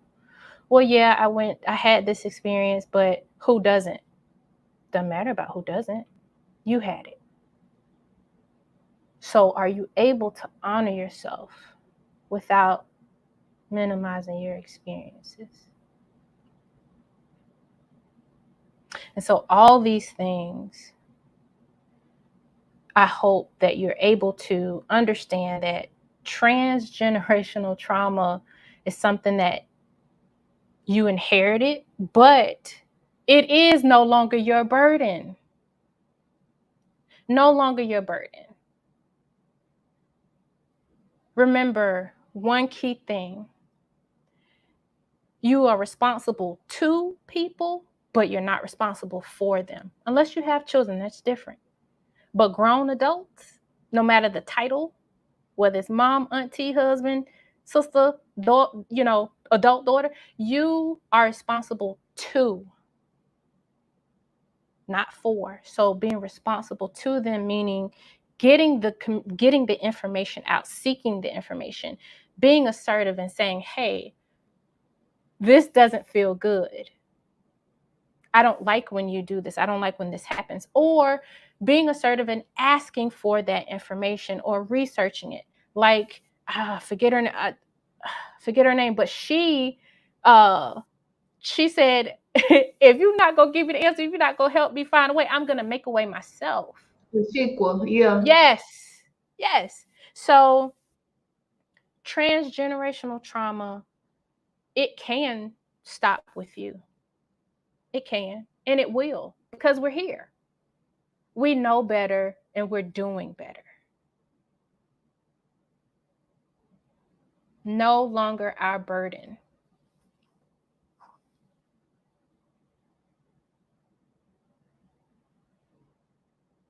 Okay. So you said, what was the young lady's name who wanted to answer? Raven. Yes. Okay. We're ready. Raven, feel free to hit the hand button and come to the stage. Well, honestly, sis, you in the booth. So let me just unhide you. Okay, there you go.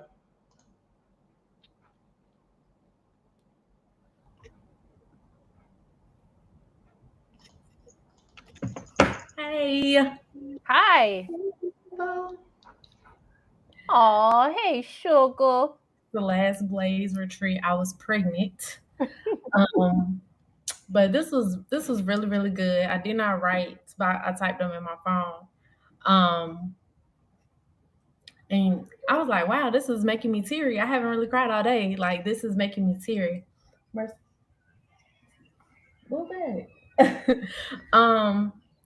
Today's summit made me feel very grounded. And it solidified a lot that I already knew, but I'm the type of person that I need extra confirmation, like extra, I need somebody else to validate it before I believe it. And I know that is rooted in my childhood trauma of like not being believed and of like being talked to in a bad way. Mm-hmm. And I have 3 kids, and I find myself a lot of times at battles with my daughter because her energy is very big. Like she's loud, she's busy, you know. But when I'm in the process of correcting her, I struggle a lot with, like, you know, not yelling at her and not like being like, oh my gosh, you getting on my nerves and stuff like that, because that stuff deeply affected me as a child. A little of my background, I was born to a mother who's on drugs. I was adopted like an in-family adoption. So I wasn't even raised with my biological mom. I was raised with an aunt who I grew up calling mom. But she would never praise my things that I did right. But if I did something wrong, it was just the end of the world. Like, you know, and it could be something small, like I waste something on my shirt and now you messy, you know, I can't do nothing with you, you know, nobody ever, like, and I was always a messy child, like, so nobody was ever gonna love me. I was gonna never be able to find a husband because I was messy. And that really, and I can't think of no other word, but that fucked me up. And I did not realize it until I became an adult, and really until I became a mom, because I'm like, I cannot even, like, I perform for love. Like, I just would find myself being like extra giving. I find myself questioning my relationships, even with Casey, for example. Like, I have to tell myself, like, Casey loves me, like Casey like me, like, because if I don't have that validation, I'm telling myself like nobody loved me, nobody liked me, because I just constantly kept hearing how bad I was, but nothing was ever praised good. And even now as an adult, when stuff is praised good, it's hard for me to receive it for myself. It's hard for me to be like, oh, I'm smart. And I know I'm smart, but it's still like, it just makes me hide and not want to, you know, share to the world. But one thing that I want to no longer be my burden is, a few years ago, I was raped by a family friend, and a lot of my family took the rapist side. And it wasn't like, oh, we believe him, but it was in ways of how they spoke to me, like, oh, I see why people don't believe you, or why would you do that?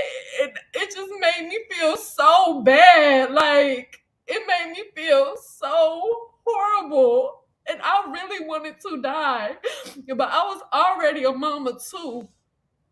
So I stuck it out, but I cannot even remember the days of like caring for them, because I had so much trauma. Like, when I think back to the time, I'm like, I don't even remember like what we ate or what we did. Like, it's like that part of my life is really blank. And I beat myself up now in the present as a mom, because I just know I was so angry. I was just so mean and so cold to them, because I just stopped talking to my family, so I didn't have no like physical support anymore. I cut off my support because I'm just like, I can't allow y'all to make me feel like the rape was my fault. And I'm like, and to be honest, y'all never really made me feel loved. Like, so that was just it for me. I was angry. Like, I'm like, oh, this will do it. It's like my inner child just came to the light. Like, that just brought Little Raven forward. Like, I'm like, oh shit, this remind me of how I felt when I was little. Like, nobody believed me. You know, I was always doing too much. I'm getting blamed for something that's not even my fault. Nobody's protecting me. And it was like, my spirit was like, you know, just protect yourself. And it was a long, long journey. And then, you know, God sent people in my life now who loved me and wrapped me and cared for me to get back. But I really want to leave my shame. I want to release that burden of feeling like shameful of things that was not my fault. Like, Raven, it was not your fault you was a crack baby. It was not your fault that you was yelled and screamed at, because I do understand that my aunt, who I call my mom, didn't have the tools to raise me, and that her snapping and that was trauma passed to her, being one of 17, being raised in Jim Crow era, all that type of stuff. But I want to leave the shame I feel of like, oh, during those days you was a bad mom, and just reflect, because my kids are still young and I'm a really great mom, and just replace it with like, Raven, you did not have the support then, so you couldn't do your best, but you're doing your best now. And just keep going, because sometimes I just get in this cycle of shame of feeling like I'm just bad, and I'm really I just want to leave that in today and not take that forward, so I can continue to be a great mom to my kids, and a great partner to my partner, a great sister to my friends, because in my core of core, I know that I am that. But it's hard for me to believe that sometimes, and it just really makes me, I can't think of another word but shameful. Like, you just want to hide. You don't want nobody to bother you, check on you, because you don't want to be honest. So I don't know if I answered like all the questions in one thing, but that was a release, and I'm just thankful that you brought forth these questions of death to help me dig to that place, especially because my mom about to fly here in a few weeks to see her grandkids for the holidays. And even that, right? Like, she'd be like, I can't wait to spend time with them. And I'm like, what about me? Like, do you not want to spend time with me? Like, why you only calling, checking on the kids? Like, I'm a person. Like, I am somebody. If it's not for me, they wouldn't even be getting raised. And it just makes me feel so bad. But I want to release, like, just be like, girl, that's just how that lady is. And like, if you're going to deal with her in this relationship, that's just how she is. I really want to just, release that expectation and just radical acceptance so I can move forward. Because I feel like that's just, holding me back. I made peace with it, but that was one of the questions. Have you made peace with it? And I said, yes, I have, but I still have this void. And I'm scared that it's never going to get filled, of having the parent that I desire, having a mom that I truly wanted as a child, somebody a little more soft, a little bit more gentle and receptive and open to let me be who I was instead of trying to mold me and change me. I don't think I'm ever going to get that. And I've had peace with that, but I do wonder if I'm always going to feel a whole. But that's all. I don't want to keep ranting. Wow, Raven, thank you for that transparency and that vulnerability, because I know that was not easy to just bear all of that in front of all of us. And I truly, truly, truly thank you for that. There's a whole host of things that I would love to dig in with you, but I know we're limited on time. But one of the things that I would like to encourage you to think about is the possible transference of what you experience, and making sure you resist the urge to silence your daughter's big energy. I know you said that you don't want to do that and you're aware of it.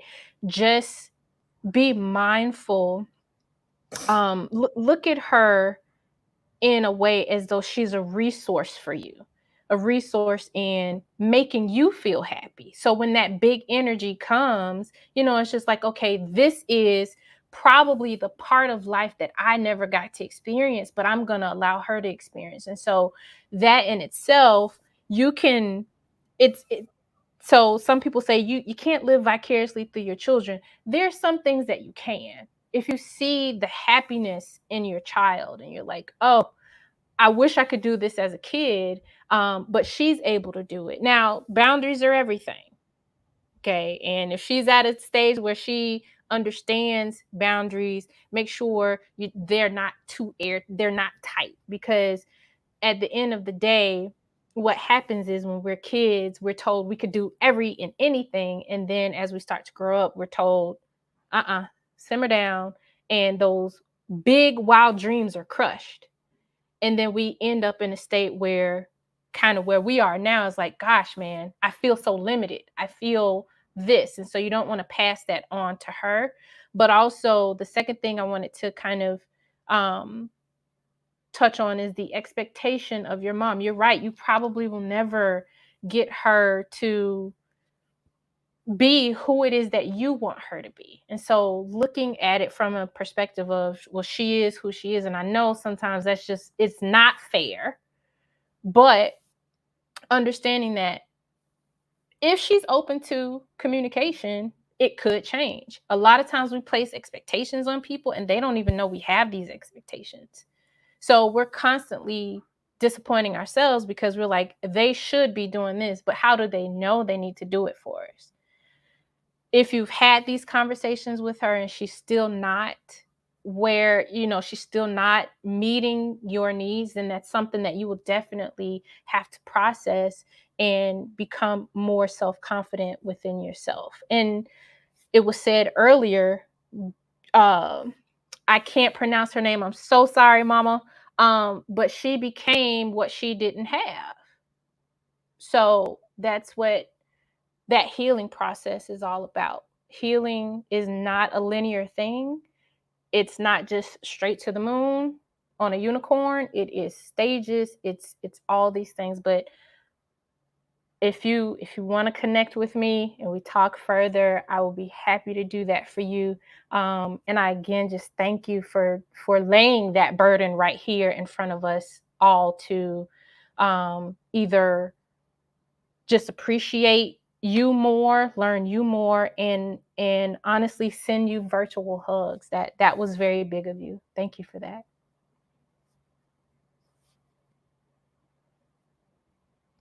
I love Raven to death, y'all. Oh, this girl. Yeah, go ahead now. We'll keep going.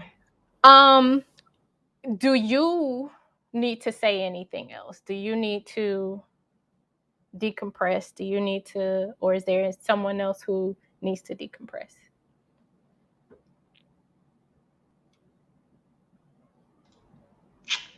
I'm just grateful for you, Neff. I'm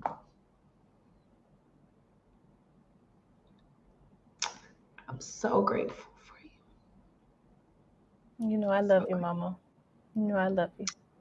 Love you too. I think these questions were phenomenal, right? And I think as I wrote answers for myself, as I listened to Raven talk, as I read the chat, you know, I realized a lot of these experiences were born out of safety. You know, the yearning for safety, right? Like when Raven sees it in her daughter, she can't help but to try to protect her daughter from the evil she experienced because of her big personality, right? I know that when my grandmother told me at 5, you being fast in front of these men in the store, she in her best wasn't great, right? But she was trying to protect me from things that happened to her. I know that. I know that, you know. When I think about the way transgenerational trauma shows up in my life today, when you ask that question about how does it show up with our partners, how does it show up with our other generations, I thought about my friends, right? My old friends, and I thought about who I was when I came into this relationship, and intimidation was the word I wrote down. My grandmother intimidated me, and for safety, that is what I do, right? I know that if I make you afraid of me, right? If I seem like the big bad wolf, as much as that hurt me, I feel safer, right? So I appreciate you for asking questions in ways that just literally stripped us down to nakedness, right? Where we can see ourselves better first, and then be able to see other people for the humanness that they have. I think it's fire, but I'm gonna be quiet. I'm just grateful. I think we do have a person that wants to come up, Neff. Okay. It is Kayla Life, so I'm gonna bring her up if you're ready for her. Good. Okay. I think that's a yes. Good afternoon. Blessed afternoon. Day. Hello, main characters. I'm a little upset because the storm happened. The devil tried to keep me from here, but God knew I needed to hear this today because this topic has been coming up a lot for me recently about my mom and my relationship with my mom and how I'm dealing with that right now, and recognizing her as a person as opposed to my mom, and what experiences she was going through with me at the age of 24. I'm 30 right now, right? My mom had me at 24. She was getting her master's and she was a single mother, right? She thought that she was going to have this perfect picture kind of life. And then it flipped on its head when she was told by my biological father's mother that he had 3 other kids before her and she had no idea. So that kind of thing right now at 30, I'm imagining myself in her shoes. Mm-hmm. And what she could have possibly been experiencing at that moment. I'm like, I can't even fathom having a child right now, period. Right? Like I'm doing so much right now And I can't fathom a child such as myself, rambunctious, loud, bigger than life, doesn't care what people tell her, going to do her own thing anyway. And her life is literally flipping on its head. Right. And so a lot of those experiences that I realized I experienced is because she did the best she could with what she had. And one of the things that I mentioned in the chat was that I just did a reel about this, a YouTube short of, you know, my mom being my greatest superhero, but also my greatest supervillain, like recognizing that she wasn't perfect and subsequently meant that I wasn't perfect. And now I'm angry because I'm looking at you as my superhero and you don't have your shit together. What do you mean? Right. And so I'm grateful for this. I'm grateful for the alignment. I'm grateful for us just recognizing that we do have a responsibility to change what we've experienced, and even recognizing that my mother was only trying to be better than her mother. And she was, right? Like even recognizing what she went through and what she experienced and what her life story looks like. Learning my mom now at the age of 55, right? And she's freshly divorced, you know, it's a new experience for her. She's now experienced what she thought she should have been experiencing at 24. And so I'm experiencing that not just with my mom, but with Crystal. And it's some days it's like, you're all right, you're Crystal today, and that's who we're dealing with. And that's who we're going to talk to. And some days I do have to say, hey, I need my mom today. I need to speak to my mom today. And being okay with having that boundary of like, right now is not a bestie type of situation. I need to talk to my mama because shit is going left and I need some comfort, right? It's okay to reel her in that way. But I recognize that in my own God gift of communication and relationship building, I also have background in mental health and, you know, all of that kind of thing. It's my responsibility only for my impact. Right. So while I'm in these conversations with her, and listening to her intently, and not because I'm trying to figure out when I'm going to get my next word in, but trying to figure out what it is that she's trying to express to me now in this adult age, you know, and how she's trying to even heal herself. Right. She's in therapy. And so there's things that she wants to share with me that she's never opened up to before, you know, things I've never understood. So it's been impactful. It's been interesting, but I also recognize that similar to Raven, I'm never going to have the relationship that I want with my mom, you know, and I think the added piece of that is that I have two younger siblings. My mom is like this with my younger sister. I and her are like, like we battle in between. So me recognizing that relationship and trying to figure that out, and then realizing that, you know what, whatever relationship I have with my mom is the one that I have, and one relationship my mom has with my sister is the one that she has, and my sister is not to blame for that, because I didn't realize I was holding up so much resentment towards my sister, who was just living life, you know, and I feel bad about it because I am in the middle. I'm in the middle on all sides. I have like 3 sides of my family.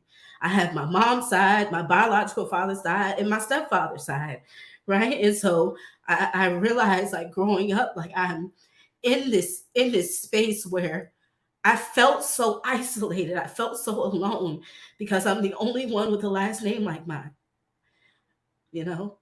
I'm in a room full of people that are family, and I don't feel like family. And I felt like they moved me from my family, and I felt like they weren't caring about what happened to me. And now in my adult age, I'm like, wow, were just doing what they thought was best. They thought it was best for me to move. They thought it was better for me to have a new environment, to move me from what I knew. And they were right in a sense, but they are also wrong. And so that duality that happens with me, and even when I speak about my mom, I said to one of my clients the other day, like, it's a sense of trauma for me and healing for me to say my mom wasn't a bad mom. I don't even know why I have to preface that when I'm speaking about her. It's almost like I'm trying to still protect her. They say that she wasn't horrible, but things were happening to me that weren't okay. And things that I wanted to happen in my own safety, right? In my own mental, things that I needed to have talked to me about as a child, or even as it now as an adult, that things they still won't talk about. I need that. And if I don't get that, I have to be okay with what that looks like. And I have to forgive myself in the process for even holding that kind of trauma over her. Right. And so I appreciate this. I know that whatever was happening in this storm today caused me to just come in at this moment. Shout out to you, Casey. Shout out to everyone that's here. And thank you. Thank you for this space. And thank you for even this topic. Thank you, Kayla. Mama. Whew. Well, Neff, I appreciate you. This was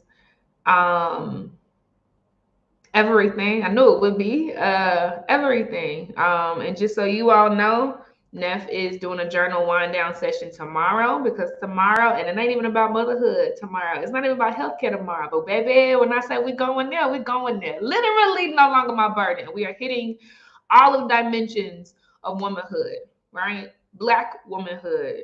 So tomorrow's gonna be a whole nother other thing. Okay. And we're gonna end the day with a journal wind down session called attachment.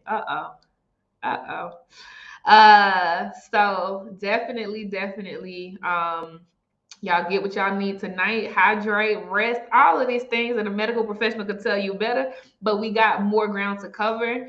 Like Neff mentioned earlier, she does have a booth. Thank you, Nicole.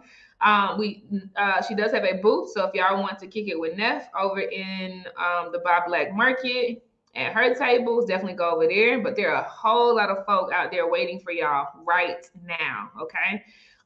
Vendors, if you can hear the sound of my voice,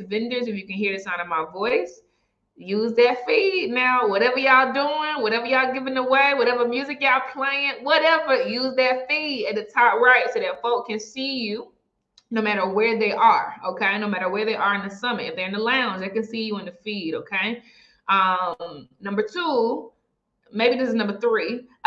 Never got me all dizzy over here thinking about my prompts.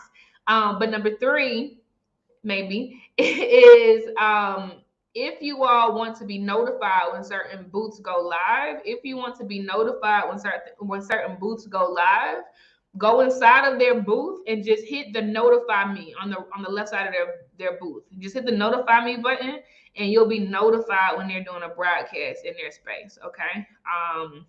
And it's the final thing for real. And this is just a new challenge to y'all, because a lot of y'all want to connect and y'all acting scared, okay? I'm gonna sound like my girl, who was there earlier? Brittany, my St. Louis shouty. Y'all acting scared, okay?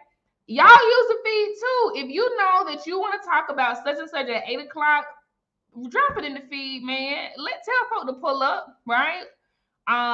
If you want to meet up inside, now they didn't say this, but I'm telling you this. If you don't even want to meet inside a Neff booth at 7:30 because you feel safe in there, tell the people in the feed and y'all meet inside a Neff booth at 7:30, okay? But definitely commune. This is free and open space. We're intentionally allowing y'all to roam as you please, because that is definitely in line with the summit. No longer my burden. We taking the chains off. Just take up space, man. Just be. That's all I got. I'm in Tanzania in East Africa, so it's 1 a.m. for me, so I won't be in any booths. I'm about to go sleep with my babe. But y'all enjoy, have so much fun. We'll be back here at the top of tomorrow, same time, 4 more days. We know we're near done yet. I love y'all, and I just want to close out by saying, Raven, I love you so much, sis. I love you, love you, love you, love you, love you, love you, love you, love you, love you, love you, love you, love you, love you, sis. I'm so proud of you, not because of anything that you've done, but because you're here. You're here. Like, the lifting of your finger is beautiful to me. The way you see the world is beautiful to me. The way your eyes dance when you laugh is beautiful to me. You are everything. I'm so proud of you because you're here. You're here. You're here. You're here. You won't get there late, sis. Whatever there is, you won't get there late. Don't worry. You'll be right on time every single place that your feet touch, every hug that you encounter in your life. I tell you, it's a lot. I'm gonna tell you again, you've not met all the people in your life who are gonna love you. Okay, so just keep going, mama. All right, y'all. Next has turned her camera on, so she's headed over to the booth. Y'all definitely go check her out. Okay, I'm going to bed. I'll see y'all in the morning. Love and light. Bye.